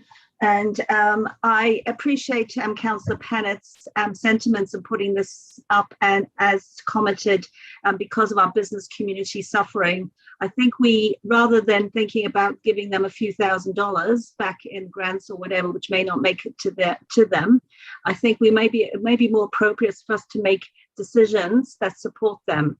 And I note the Let's Get Welly Moving decision we yesterday in terms of our CBD. Councillor, you are straying well outside the what's in front of you. No, I'm addressing a point that Councillor Pannett made in moving this motion. Keep it very tight, please. She made that point, and so I'm just making that point that that's where we could actually put more benefit in our decision making, rather than handing them a few $1,000s to help them along. That's my point. Thank you. Councillor Young, you're on mute. I do feel this is just virtue signalling. I mean, you could apply this statement to the whole of our salaries, and it makes me feel slightly sick actually, because I just feel it's, like goody two shoes. I mean, people can give as much of their salary to charity as they want to, and I applaud them for doing that. I also think that it's a good idea. I had a great dinner at WBC last night. It's a great idea to support our local hospo and retail. So I'm going to vote against this because it just makes me think, it's like anti-good, and it's just nonsense. Councillor Rush. Yeah, I have to say I'm a bit disappointed, Councillor Pannett, although, I don't want you to take that personally. Each one of us have got our own personal circumstances to grapple with. And the first person that I want to speak with about this is my wife. And I need to understand, are there issues in my family, my mum and dad, others in the wider community? Are there charities which I'm still donating to as a consequence of the last year that maybe I'd rather see this money to go to, or maybe I want to put it in the bank? I don't know, but I do think that, Malcolm would prefer you donated to a centre-right political party. I'm sure. I think that's what Malcolm would have wanted. But I think putting this up here and trying to engineer a politically correct donation, which is what I'm seeing, and invite the press to bring it all up and say, what are you doing with it, is really unfair on all of us. And I know I do take that you weren't trying to be funny, as you were saying, but I do think it's unfair, and I did tell you that in advance. So I won't be supporting this. Thanks, councillors. Councillor Pannett, you can have a right to reply. I must say, I suspect though that Councillor Sparrow, Councillor Rush might well have gone for the church or for the dog obedience club or something of that nature, just as much as your political party. Councillor Pannett. Right. Look, thank you, councillors, for listening to this. And I really do say that I'm not wanting to be difficult. Councillor Calvert, the money is not going to the business community. Just my concern is that it wouldn't be the right signal to be sending at a time when things are so difficult. And as for the decisions yesterday, I hope they will help business. Councillor Young, you are consistent on your concerns around virtue signalling. I guess I will apply to your centre-right principles in saying that I guess most people would expect us to have seen a big you know, like a different job to be doing. And I think they would find that difficult to be going, oh, but well, you're not appointing someone and then you get more money. And I just think people would find that difficult. That's all. That I'm not trying to do that. Councillor Rush, there is no intention to pressure people. I know everyone's got difficult, you know, different circumstances, as do I, as you well know. You know, I don't get to discuss with my partner. So I think this is just something that just needed to be done. I had hoped that it would be resolved before this, and it wasn't. And I just think we just need to stick together and remember that this is a low-wage country, and I just think we just need to stand with our community at a difficult time. Kia ora. Thanks, Councillor Pennant. Thanks everyone for the way you've conducted that discussion. Let's vote please on the amendment.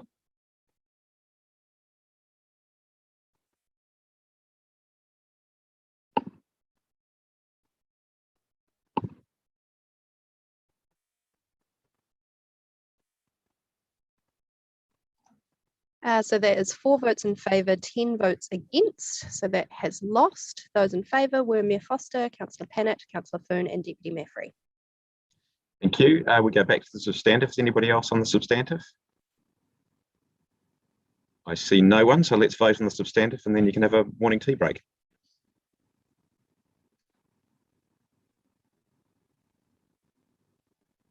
Can we just get the substantive up, please, just to make sure we... Thank you.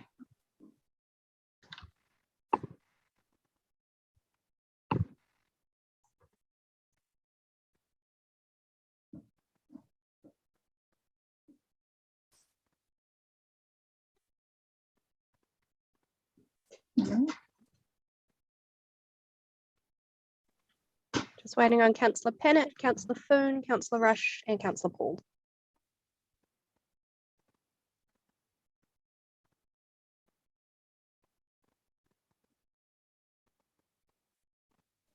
That's 14 votes in favour, carried unanimously. Thanks very much. Councillors, can we come back at, should we say 1:15? Cool.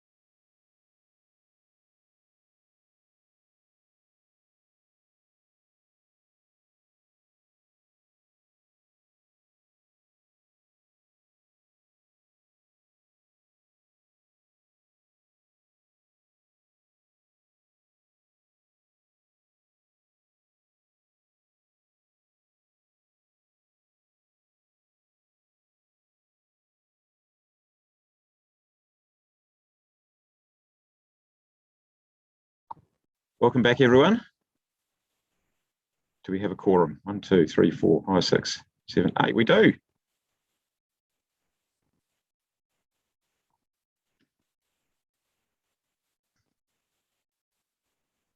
Stephen, are you going to say anything in respect of the well-traversed representation review? Yes, look, I just wanted to make a few introductory comments.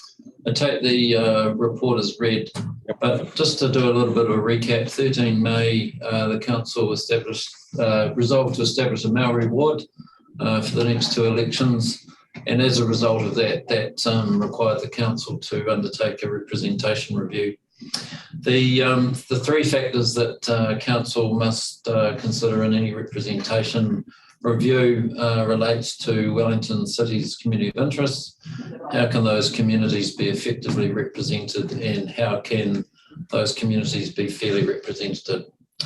So on the 26th of August, the council decided its initial proposal, and that proposal is to maintain the status quo general wards and add the new Māori ward councillor as an additional councillor. Consultation happened between the 4th of September and 4th of October. 52 submissions were received, 59% supported and 41% opposed. Stephen, they're all in the paper. Yes, the council obviously heard those submissions on the 12th of October. So the officer's advice is to retain that council's initial proposal as the final proposal.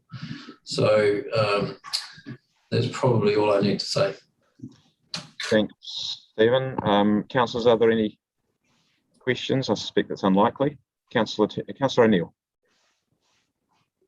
Sorry, Stephen. Just last time we had this paper in front of us, we looked at advice from the Local Government Commission. Do you have any more clarity about redrawing of the wards if we continue with this proposal? Because there will be 3 wards that would not comply with the 10% rule under the Local Electoral Act, Council will have to refer this final proposal to the Commission for final consideration. We don't really have any kind of indication from them, obviously, until this process has been followed. So probably can't really add anything apart from the last time the council made this decision. Obviously, the Commission supported it. Sorry, Sean, just preliminary to that, do we kind of have a rough idea about when we might have clarity on that? I'm just thinking if it's going to be June next year or months out from the election in terms of like what our communities are shaping up to look like. If Jennifer's on the line, she might be able to give that indication, but of course any decision of the council is subject to objections and potentially appeals to court and judicial reviews and all that. But Jennifer. Yeah, April would be the timeline for when we'd be hearing back from the Commission.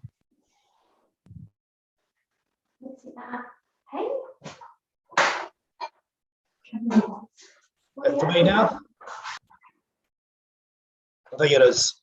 Officers, so we heard from a submitter about the Southern Ward only having 2 councillors, but the numbers suggested supporting more. Can you maybe comment on that? I'll pass over to Jennifer. So that's covered in the paper. There was the same suggestion that came through with that. So you can see that were there to be a decision to have 3 councillors, that would throw the ratios and the percentages well off. Okay, all right. Terry doesn't want to move to Newtown. All right, thank you.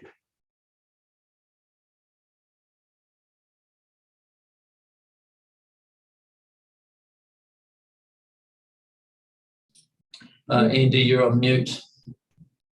Sorry, it's me that's on mute. I think Sarah's on mute. Deputy Mayor, you have a question?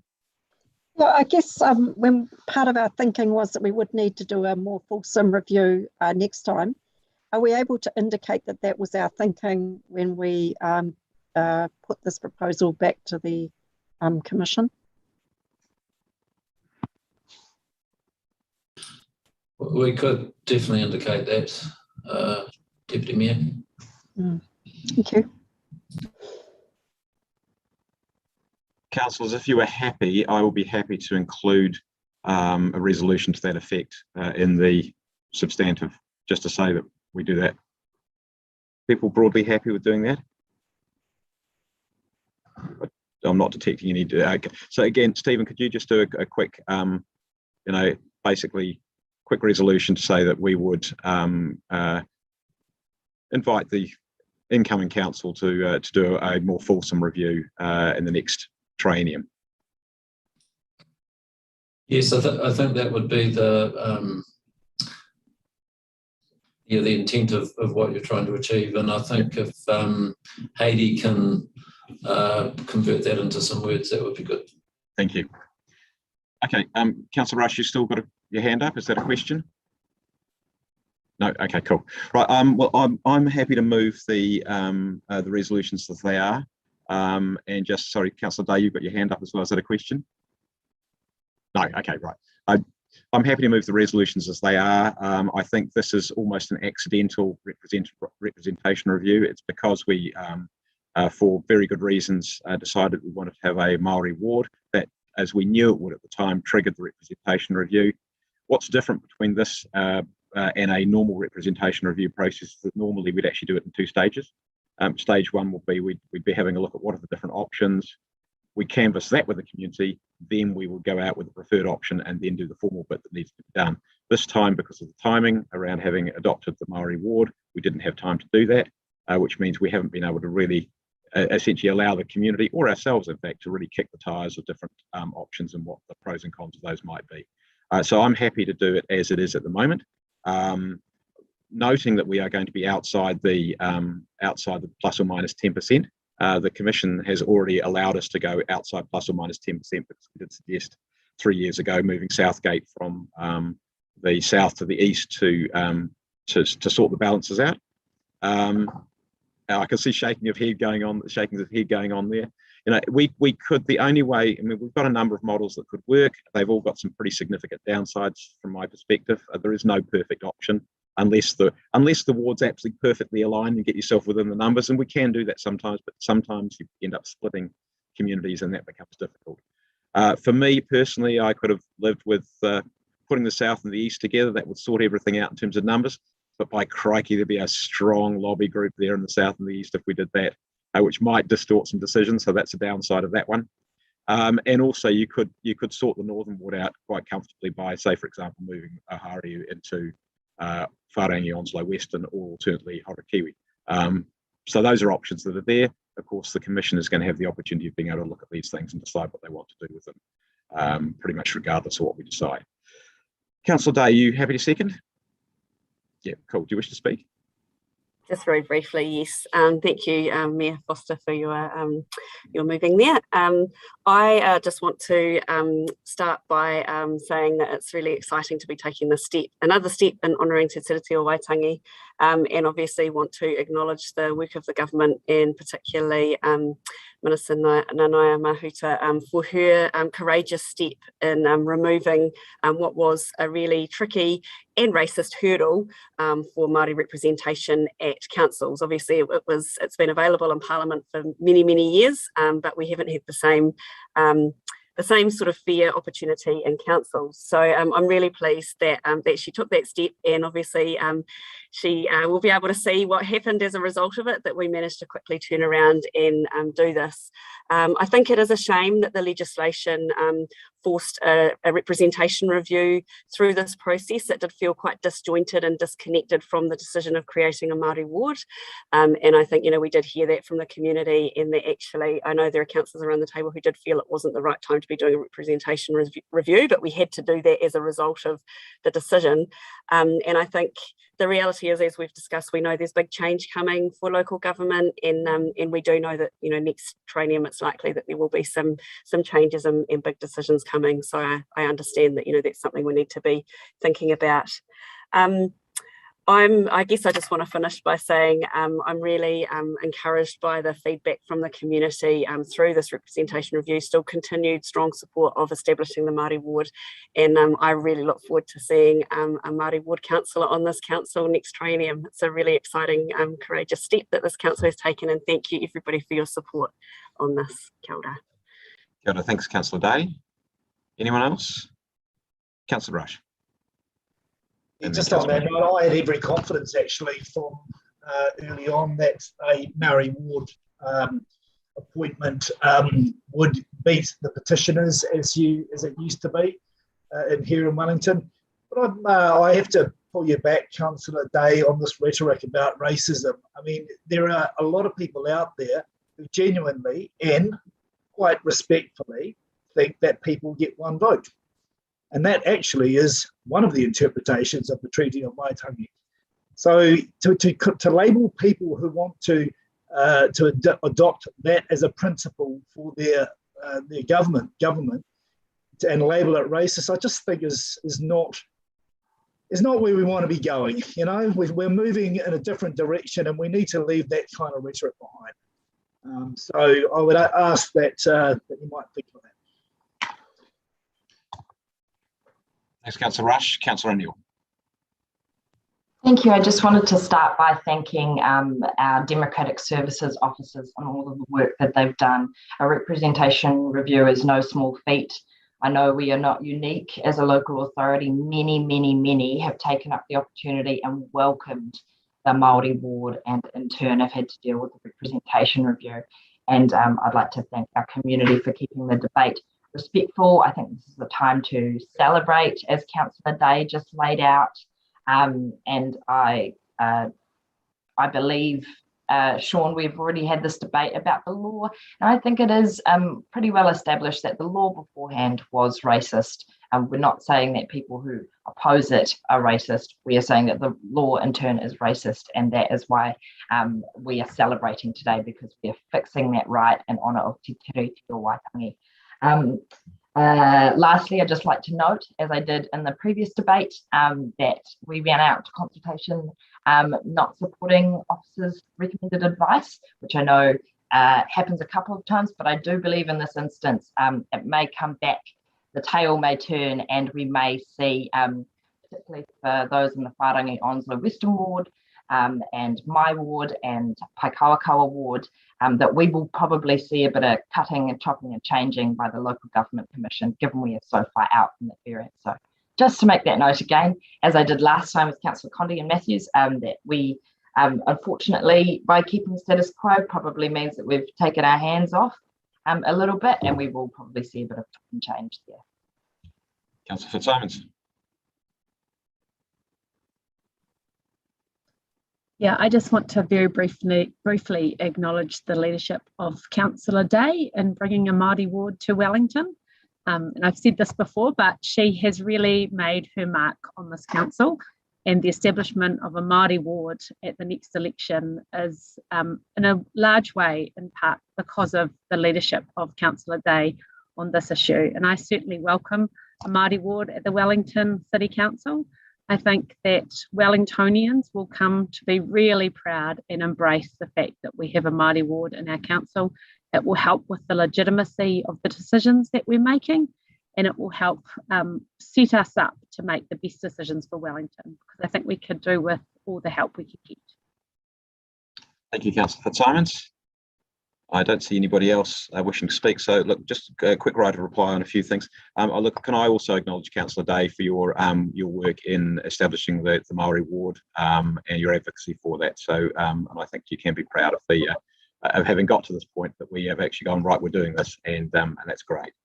In terms of Councillor Rush, you said people only get one vote. They still only get one vote. It's just you get to vote. You get to choose effectively whether you're on the Māori ward roll or you're on the on one of the other general ward rolls. So it's as simple as that. It's just that the margin in terms of the number of people who are required to establish the ward is outside the plus or minus 10%. But there's still, the law clearly sets parameters around that, which is why we have to have at least 12 councillors for the general wards to allow for that. Councillor O'Neill, agree the law as it was set some hurdles, which I think you had to say were at very least, I won't use the term that was used by others, but very least unhelpful and discriminatory. And the other point you made was that in this is a sense, we've taken the hands off the wheel there, and I agree, which is why, it's why I raised when I was introducing it, we could put our hands on the wheel, but every option we've got has its downsides. And of course, the reality is that there is every chance that somebody who's made a submission, regardless of what we decide today, somebody, and it only has to be one, who's made a submission on this says, I'm appealing it, I go to the Local Government Commission. I was in the habit of actually appealing council decisions along with former Councillor Hutchings many years ago, because we thought we had, at that stage, we had 21 and then 19 councillors, and we thought that was more than we needed. And I think that second or third time, might have been the third time that the Local Government Commission actually said, yeah, we agree. We think about 14 is about right. So, and that's where we've ended up essentially until today, where we're effectively adding one in terms of the Maori ward. So, councillors, that takes us to the vote. And Hayley, you've got some words there added.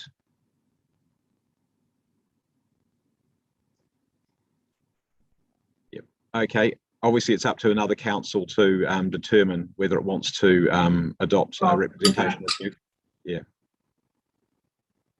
I think we should just say agree to recommend another representation review, and then it leaves it to the council next triennium to make that decision. Mayor, does that not hasn't that been made in the last triennium? We noted that the next. I don't know whether we.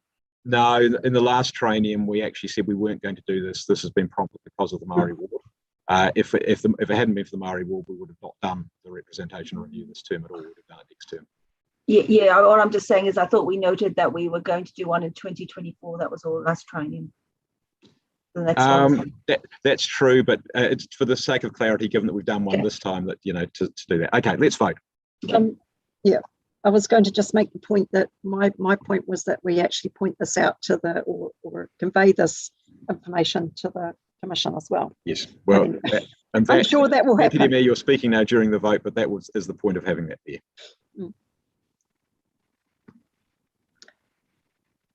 That's 14 votes in favour, carried unanimously. Thank you very much, councillors. Okay, that takes us on to actions tracking. Are there any questions on the actions tracking? I see none. Therefore, I will move it and ask Councillor Condi to second it.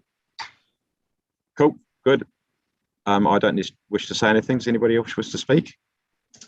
Seeing voting already, so let's vote.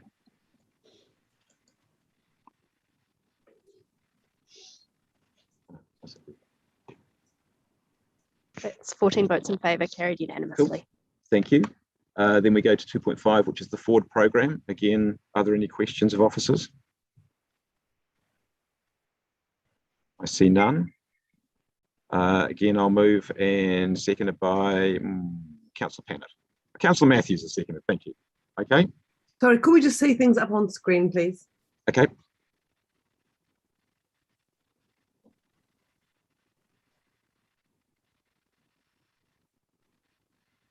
It shouldn't be deeply controversial to accept the information, but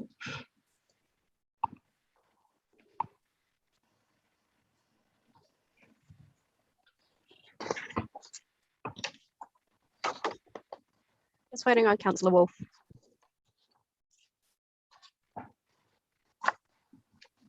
That's 14 votes in favour, carried unanimously. Thank you, councillors.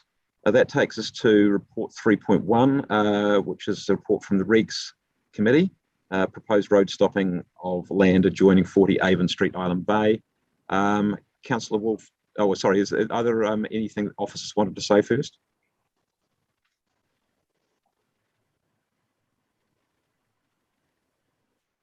I suspect it was pretty straightforward. So, Councillor Wolf, did you want to move I so move, Mr. Mayor. Thank you. Seconded by Councillor O'Neill. Thank you. Chair and Deputy Chair, very good. Just perfectly appropriate. Anybody want to say anything? I've seen votes going in. That's usually a good body language signal. Right. Okay. Let's vote then.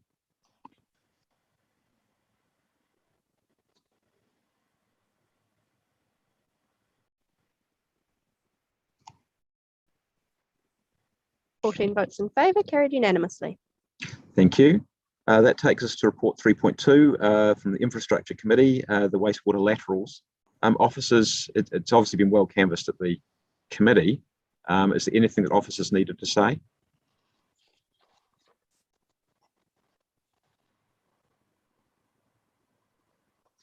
You're on mute, Stephen. We just said no, Mayor. Okay, yeah. Right, okay. Thank you. Good. Thank you. Councillor Pannett, did you have a question? Well, oh, no, I just wanted to second. You want a second? Okay, right. Councillor Rush. Just a question of officers. Well, no, did you want to introduce the? Did you want to introduce the paper? Was my? I was going to say teams read, but there was a lot more discussed at the infrastructure meeting. So I'm just a little bit surprised, or just would like to understand why we're just. Is this the only one that needs a council decision? I'm guessing. Yes, that's correct, Councillor Rush. Right, thank you. I worked it out. Yeah. So, right. So councillors, if you haven't actually seen that before, the regular process will be often something that's within the delegations of the committee. Those things which are components of you might have several clauses, the components of the resolutions which are within the terms of reference of the committee don't need to come to council. It's only the ones which aren't. Yeah. Okay. Well, Councillor Rush introducing. Let's do a long speech, shall we? No, it's taken as read. I mean, this is a correction. I was pleased to see that colleagues voted this for this in the infrastructure committee, and I'm happy to move with Councillor Pannett seconded. Councillor Pannett, do you wish to say anything? No. Is there anybody else who wants to say anything? I see nothing. I see votes already going on. Okay, let's vote. I did review all the minutes.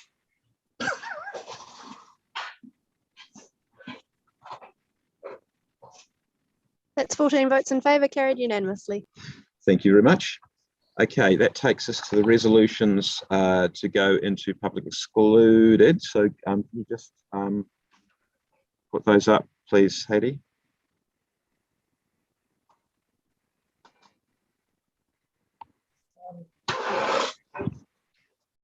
Don't we have the Finance Committee?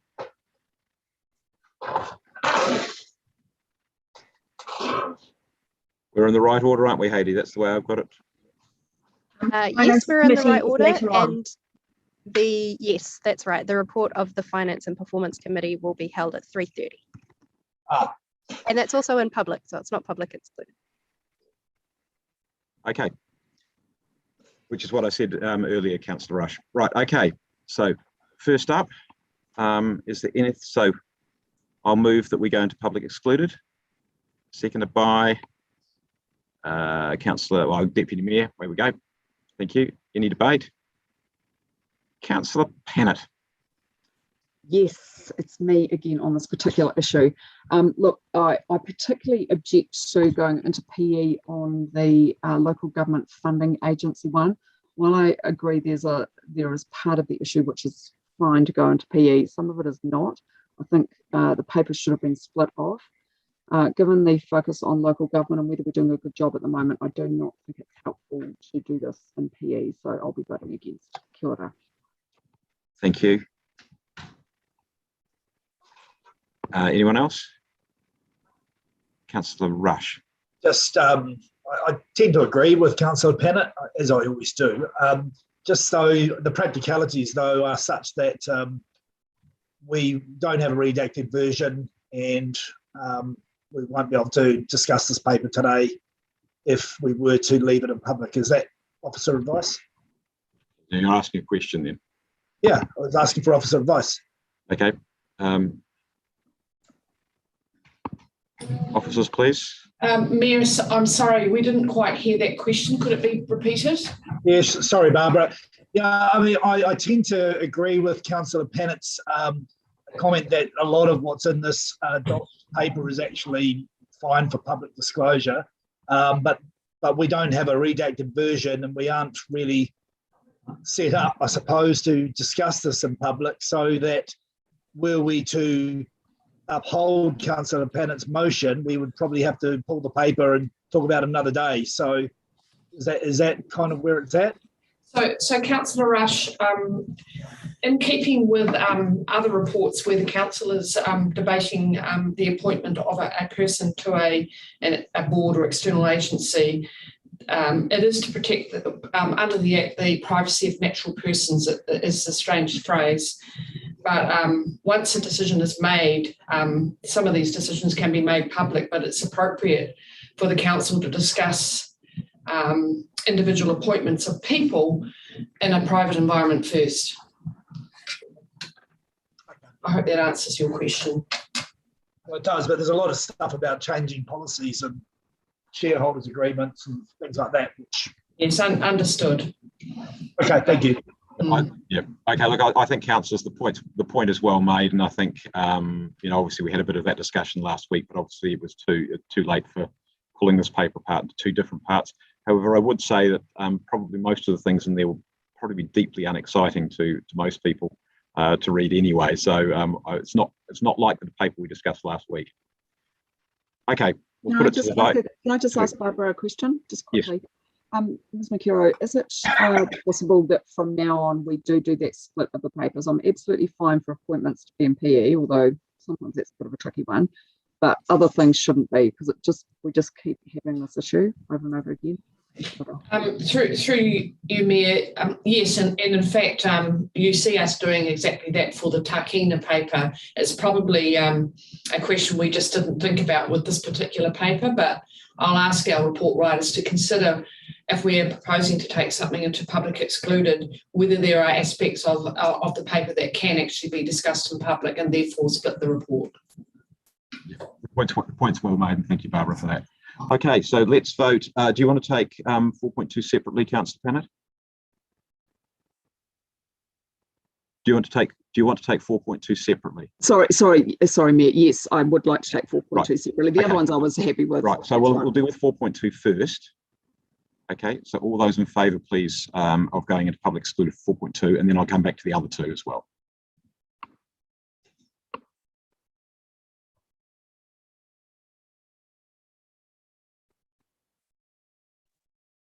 That's 13 votes in favour, 1 against. The one against being Councillor Pannett.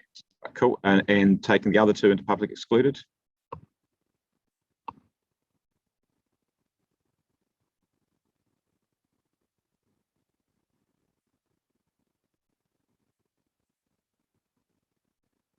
Councillor Rush.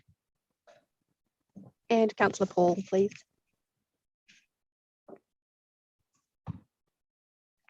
Fourteen votes in favour. Thank you all. Okay. If we could just have a minute to. You can do that. Yes, please.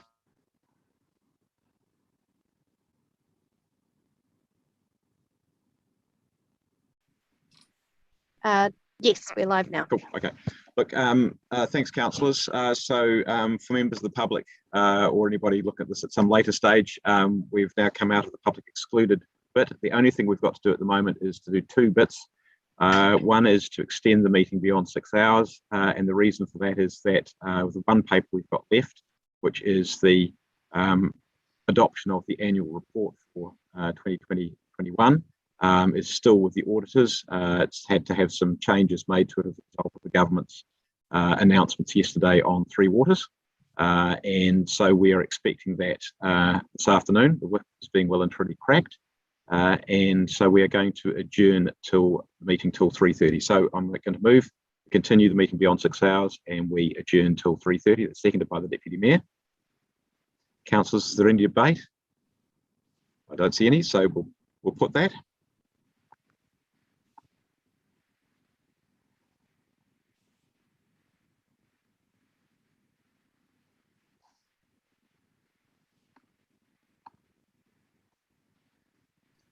It's 14 votes in favour, carried unanimously. Okay, councillors, well, thank you. We'll do the split shift, and we'll see you back at 3:30.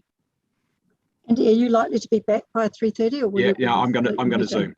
Yeah. Mayor Foster, I noticed that another link's been sent to us for the 3 till 4. Is that the one we follow for that part of the meeting, or do we use this link? Officers?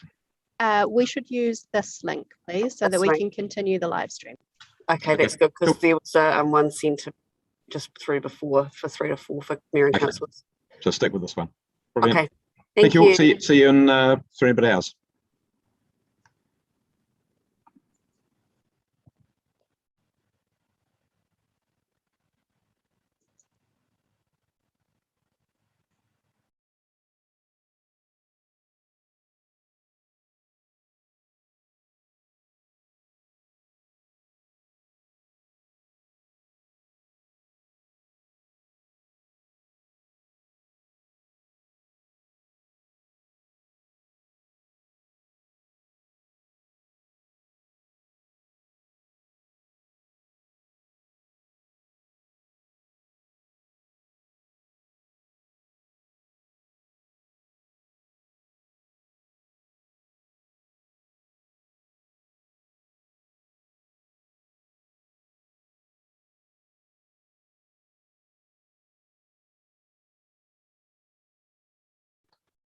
Diane, do you have someone to second the annual report? Would you like the mayor to do that if he's here?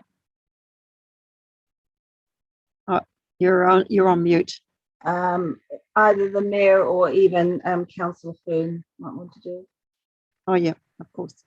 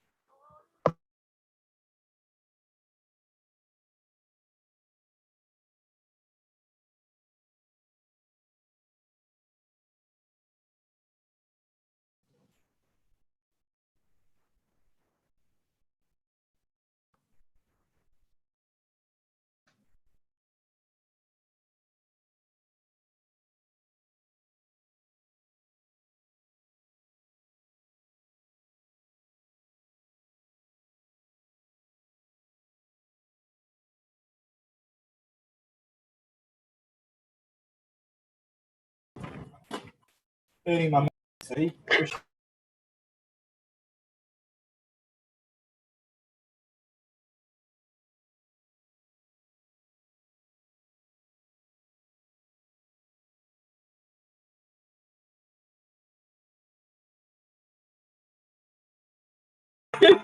Oh.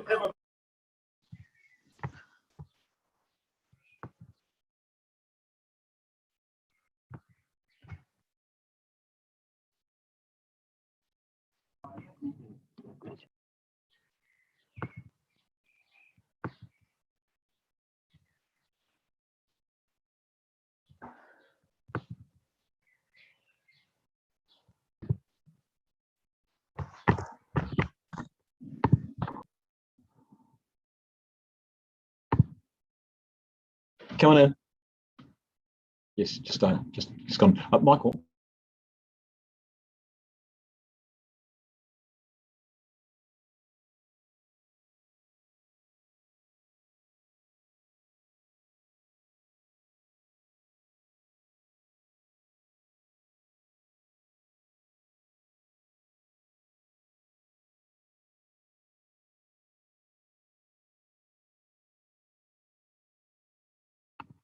Welcome back, everyone.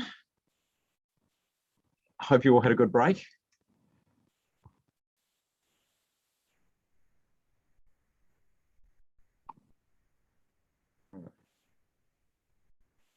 Okay.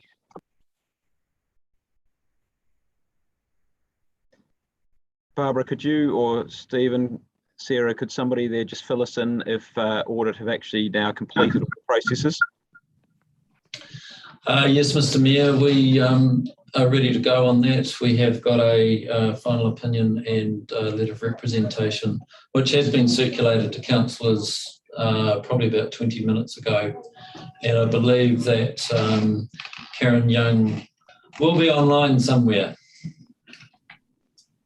Karen, are you going to join us somewhere? She could be. Heidi, we're back live in terms of we are live streaming. Yes. Yeah, good. Okay, right. Okay, thank you. So, look, welcome everyone back to the reconvened meeting. So we're just waiting for Karen Young, our auditor, to show up. Mr. Mayor, at the Finance and Performance Committee meeting last week, a request was made that we provide the presentation that we made to that committee again to council in public. So we do have that available to probably go through at a reasonably quick rate, because we're going to publish that after this meeting. Okay, look, I hear that, and I know there's a very strong desire which I share, to be keep things transparent. So how long will that take if you move through it? Probably 5 minutes, I would imagine. Well, let's go for it. So Heidi, could you put the presentation up? Thank you. So Sarah and I are just going to reiterate some of the key points that we made to the last week's committee. So this is the last annual report against the 2018-28 long-term plan. In the areas of underperformance are not a surprise, because they have been traversed in the quarterly reporting, and COVID-19 impacts in some areas were part of last year's report. Some of those issues have been addressed in the new KPI framework, which is a major reduction in the KPIs that were in this last LTP and reflected through this annual report. So I'm not going to highlight those there. You can probably see them. So next slide. Overall, 72% of our KPIs were achieved or exceeded, compared to 63% last year, which in the overall context of the year that we've had, I think is a really good result. And there are a number of highlights here. There are many more in the actual report, and I won't kind of expand on those at this point. So the next slide. So there are some areas of ongoing challenge, particularly in the areas of Three Waters, which is a matter of the audit opinion, and some of the perceptions of what our residents think through the residents monitoring survey. And a number of those things we are working on, whether it be through the current LTP that we're in, and we will be bringing back some analysis of some of those areas for what can be done about that for improvement in future years. Next slide. The water qualified measures, which you'll see in the opinion, relates to customer complaints and the way that they're handled. As we said last week, Wellington Water are looking at actually taking those complaints directly, thus fixing the issue in terms of dual systems, and probably in terms of how they are categorised, they will be better able to do that.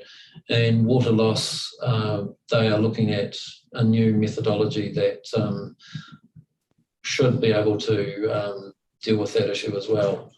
So we're hopeful that the next annual report we won't be dealing with these qualified areas. So Sarah, next slide. Thanks, Stephen. And before I kick off on this, I'd just like to acknowledge our teams that have done such hard work to get this report over the line. So led by Richard and Baz, thank you very much for all the mahi. I'm pleased to be able to present that we have a really strong position at the end of last year, regardless of some of the challenges that we were faced as a city and as an organisation. So our position is a surplus position. We had 74% delivery of our capital program. We achieved the savings that we set for ourselves as a target of $7.4 million, and we've retained our credit rating. Thanks. Hi, Heidi.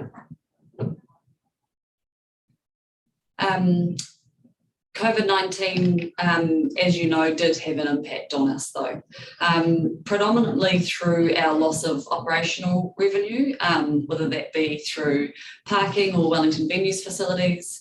As we all know, we did not receive an airport dividend. We had some of the rates postponed.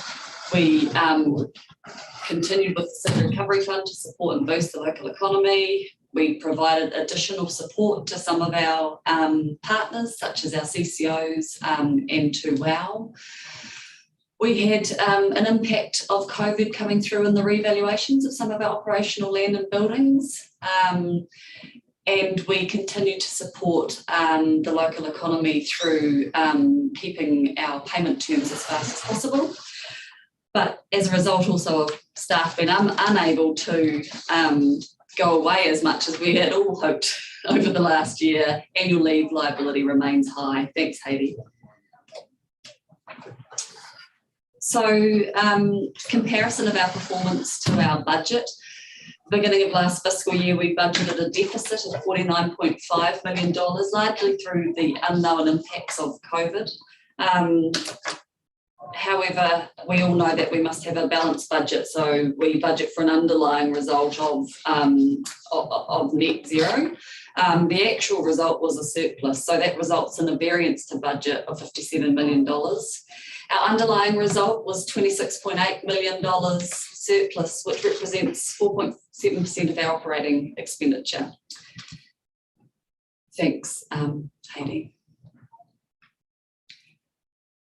We have a number of areas that we have debt funded in the past that are not capital expenditure, that the surplus will be used to offset the rates requirement relating to those debt funded operating items.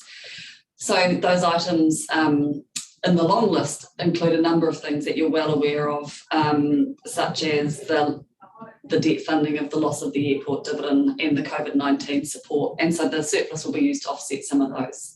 Thanks, Heidi. A bit of a picture around our capital expenditure and our performance in the delivery of the capital program. $266.8 million delivered for the year, which is a significant increase on what was delivered the previous year. Some of the spend is towards larger or major projects, which make up about 57% of that capital program, things such as Tākina, St James, the Town Hall, and those really help us deliver a larger amount in our capital program. Thanks, Heidi. We're required to report on post-balance date adjustments, and actually there's so things that have been disclosed in the annual report are water reform, and even as late as yesterday, the government's announcements have been updated as a disclosure in our final annual report to note that government intends to legislate those reform changes. COVID-19, the impact of the 17 August lockdown has been disclosed, as well as the WOW underwrite being called on because of the cancellation. And now it's time to hand over to you, Karen. Hopefully you're here. She is here. She's here. Excellent.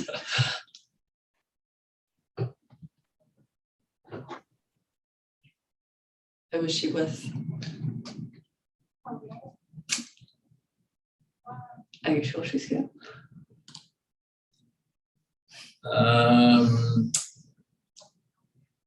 Barbara, is Karen Young with you? I did see Karen in the background of chambers. She is there. Yes. Excellent. There she is. Okay, take us off.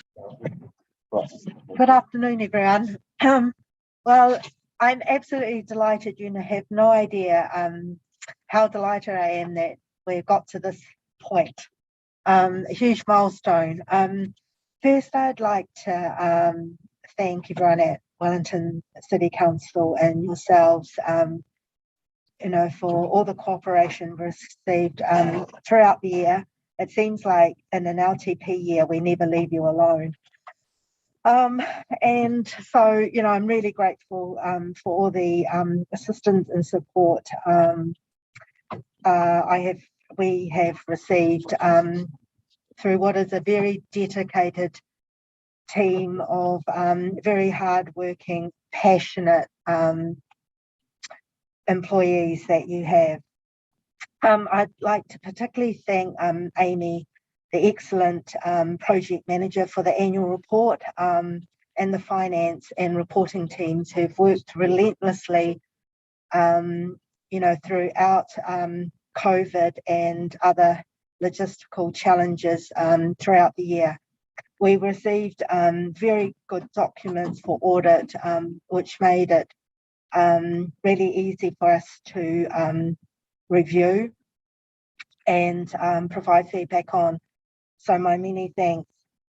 In terms of the audit opinion, we are issuing an unmodified opinion on the financial statements, and that means that the operations and balance sheet are fairly reflected in your annual report.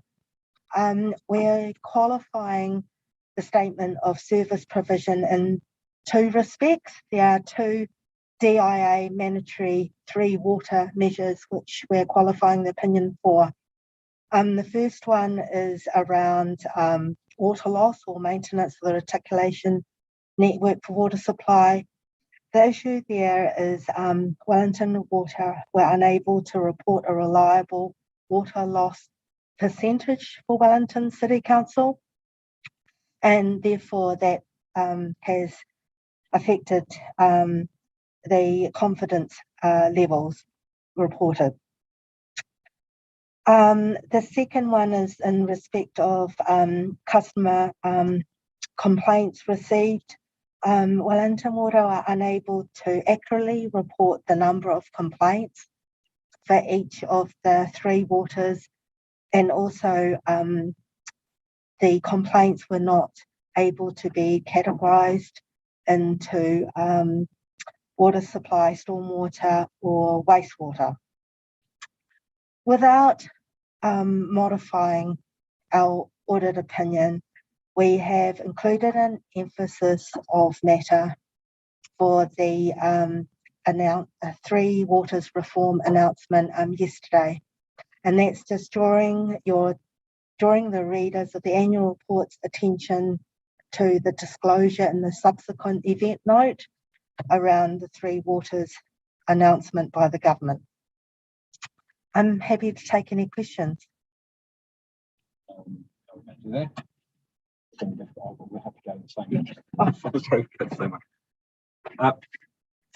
Thanks, Karen. What we'll do is we'll take some questions first. I'm going to ask 2 questions before we start. So, Karen, just on those 2 matters you raised with respect to Wellington Water, first one of them is, are those issues which are in common with other shareholding partners or shareholding partners of Wellington Water? Yes. So, okay, they are, cool. Yes, okay. they are. And in terms of achieving this sort of reasonable level of certainty that you want around water loss, the only way of achieving that will be to know much more about how much water was being used by the average customer, which will basically be metering. Would that be fair? Or some form of measurement, which we don't have at the moment. Or it's how much water is lost through the system, yeah, whether by meter or other means, but currently it is through meterage. Sorry, Mia, I'd like to say also the 2 matters which we're qualifying are not only common among the Wellington Water shareholders, but there's a commonality among other councils as well throughout the country. Okay, correct. Thank you. Okay, other questions, please. You see, we're doing this in a very unique environment. I think I've got my hand up. Councillor Calvert? Yeah, thank you. My can you speak up a bit, please? Okay, my question is probably related to something you just made a comment on, Karen, just to clarify, but I know you have got in your letter a reference to the 3 waters reform. Is that the aspect that you're saying is common across all councils?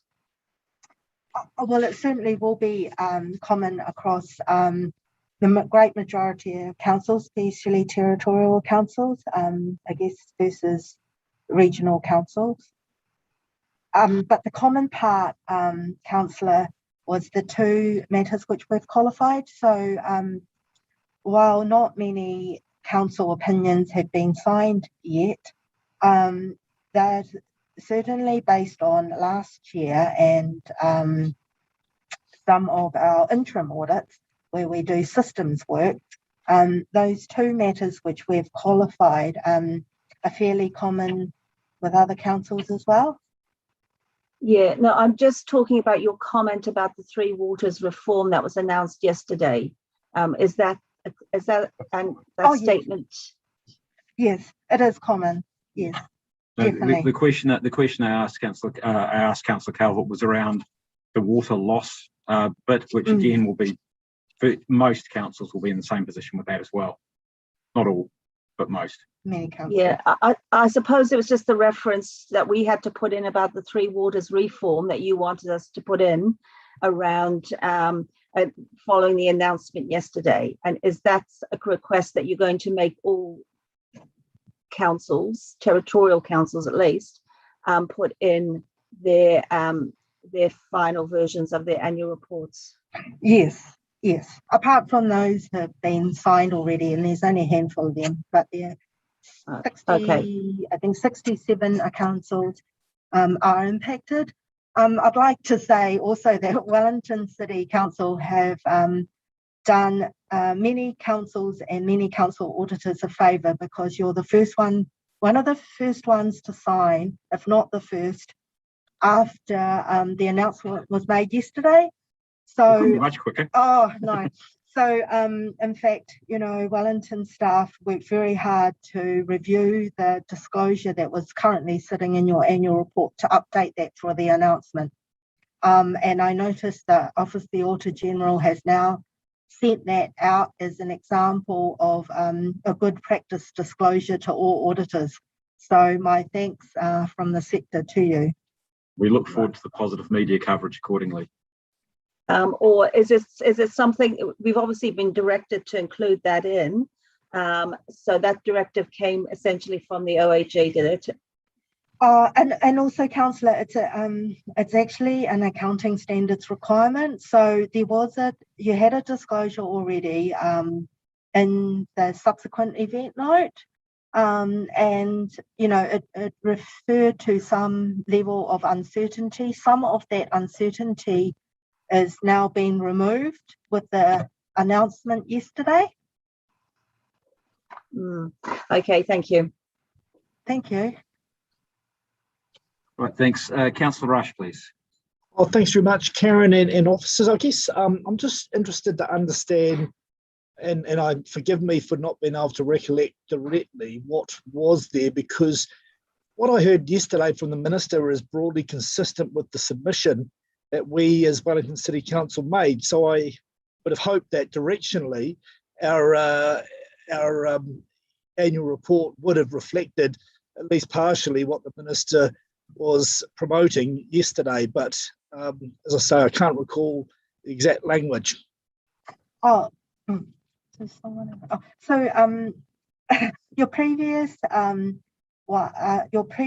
paragraph referred to opting in. Yesterday firmed up the position somewhat. All right, well, that was never going to be an option. But anyway, thanks, Karen. Okay, thank you. Thank you. I don't see any other questions. So look, in terms of the order of service, Councillor Calvert, as Chair of Finance and Performance, is going to introduce the paper. I will happily second, then we'll do the debate, and then we will have the adoption and, well, assuming that you agree to adopt, and then signature. Let's see, what do we do it in? Yep, cool. So I see, Councillor Foon, you've got your hand up, and Councillor Rush, you've still got your hand up. Could I just check the reason for that? Mine is a question. Oh, well, you just snuck in time again.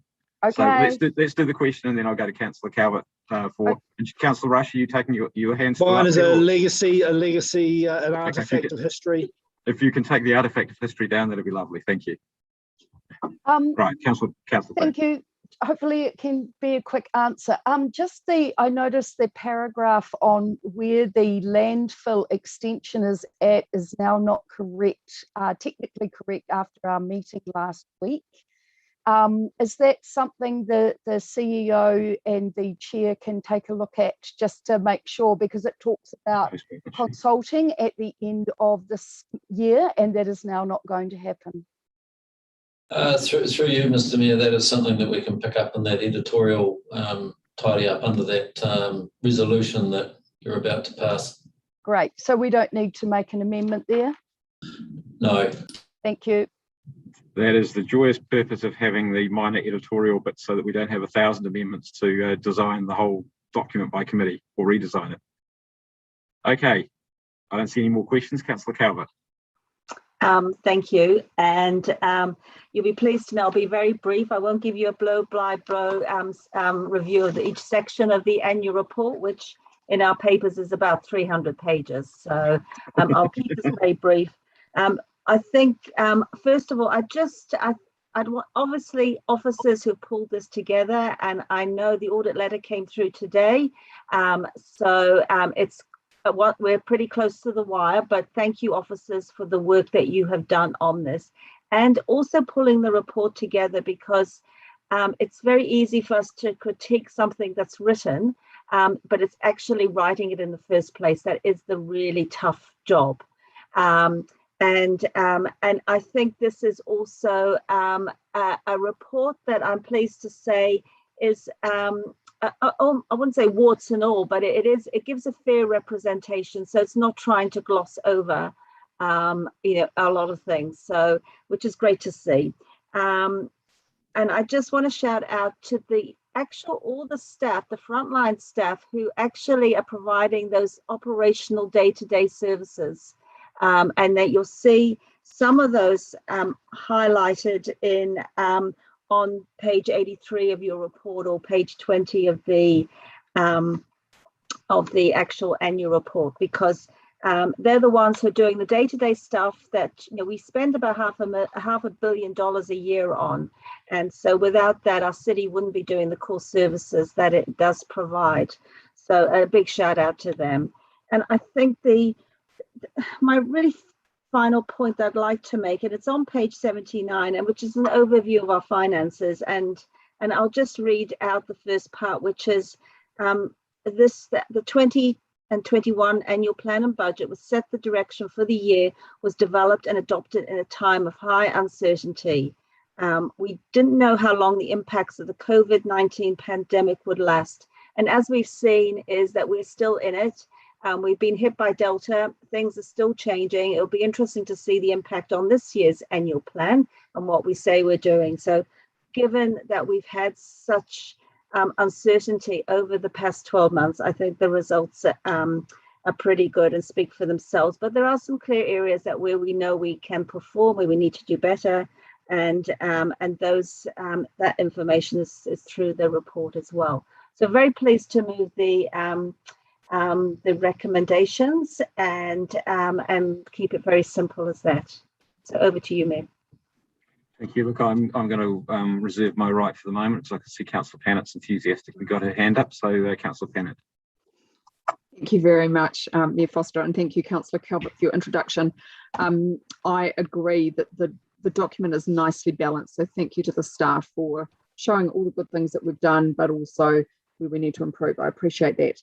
And I appreciate the efforts of the staff to increase our CapEx spend, which is always an issue. So let's just keep going with that because it's absolutely critical. I appreciate staff working, I'm sure, very, very hard to get that statement in about the three waters. I'll say it again, I find it deplorable that the government is going down this track, and obviously there's some more discussion to be had on this point. What's also of concern, of course, is the loss of confidence in our decision making, and this has been raised before, and obviously we definitely have some work to do around that, so that's probably something for a discussion time. I'm sure Councillor Finn will raise this, but the waste revenue continues to be a bit of a bugbear. We are making money out of waste, so our books look quite healthy when that's not the right way to be doing it. Now, to be fair, that's contaminated soil apparently, which is driving some of that. But it really is the wrong model that we're operating on, and so we need to look at that. And just two quick issues. I do think we just need to be careful about the way we express ourselves. For example, under climate change, it says that we put all of the money we needed to cut our emissions by 50% by 2030. Now, that money was, of course, just for the smaller climate initiatives, not for some of the big bang stuff like Let's Get Welling Moving or district planning. I think we just need to be a little bit careful about that, because this is a major issue and we need to be accurate about what we do and when. I also continue to have concerns around the messaging around the spatial plan. I've had to ask officers to change some of the wording around that there was support for the plan when actually there was some quite strong opposition. So I think we just need to be careful about that. And the last issue is, it's not a good thing, but I was pleased to see it. There is declining confidence in the city about our progress around earthquake strengthening the city. So we will need to keep working on that. And there are some things in the pipeline, but yeah, very, very urgent to get on with. But thank you to the staff. It's a huge, huge amount of work, to our auditors who obviously probably find us quite tricky. And I'm very grateful for that work. Kia ora. Thanks, Councillor Pat. Is there anyone else who'd like to say a few words? Okay. Well, I'll just jump in then before going back to you, Councillor Calvert, for right of reply. I think the whole concept of having something which is warts and all, it is supposed to be our annual report, which means it reports the good, bad, and the ugly.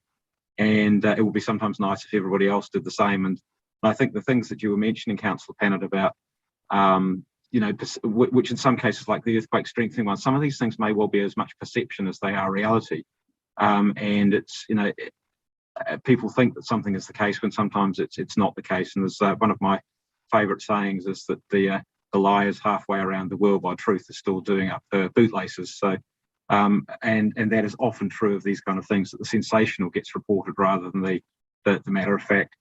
I just wanted to reflect on, you look at that, and I think that the pace has gathered momentum significantly, even post balance sheet date. But even within the year, which was probably one of the most difficult circumstances which we could face, which is both, being in a city which is earthquake affected, the fact that we're in the building, I think some of us are anyway, is one thing. But then, of course, COVID coming along, which is a unique circumstance, which we had to put that budget together. And I think we've achieved quite a remarkable amount.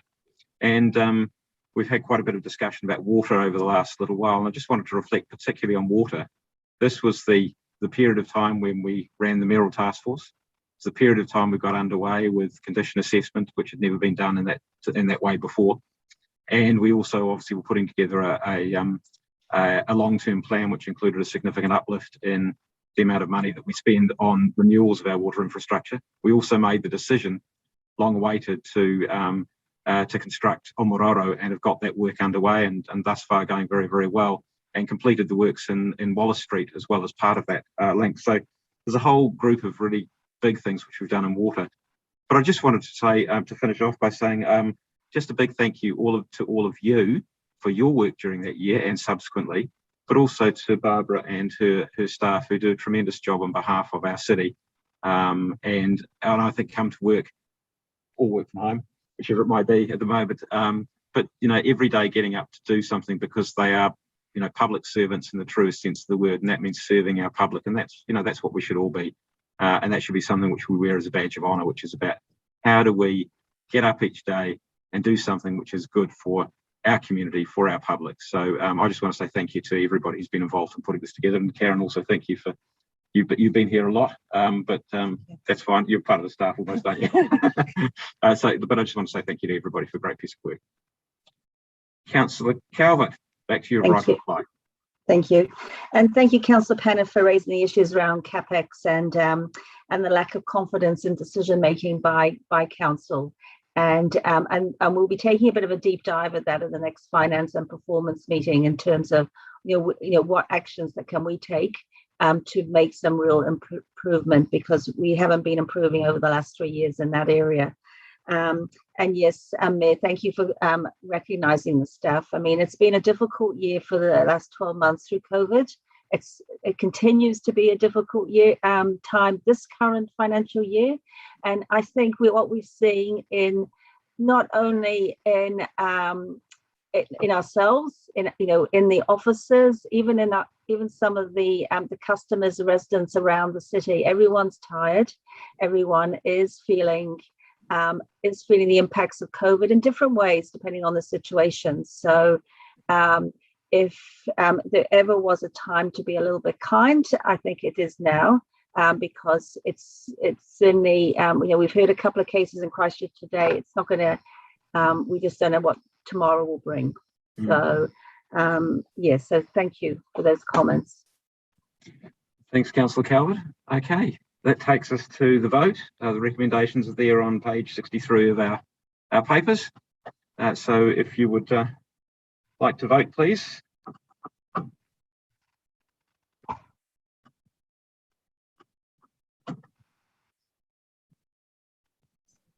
It's missing, never mind. So that's 12 votes in favour. That's carried unanimously with Councillor O'Neill and Councillor Rush absent. Thank you very much. So Karen, now we've got to do the signing ceremony. Yes, we have. In these unique circumstances. Right. Okay, you've got some documents there. May I just over there. Lloyd's going to Thanks, give me Lloyd. a nice. Yep. Okay. Right. Okay. Just so it's the right place. Okay. Which bits of paper?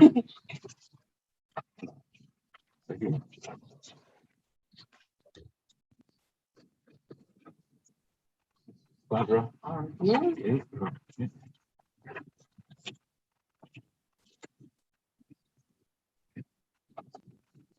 Right. I'm going to sign that one as well. That's it. We're done. Okay. Well done. Good job. We'll do that. Right. Ask Jill if you would do the Kaunihera just to finish off, so I don't have to go and find it or mess it up.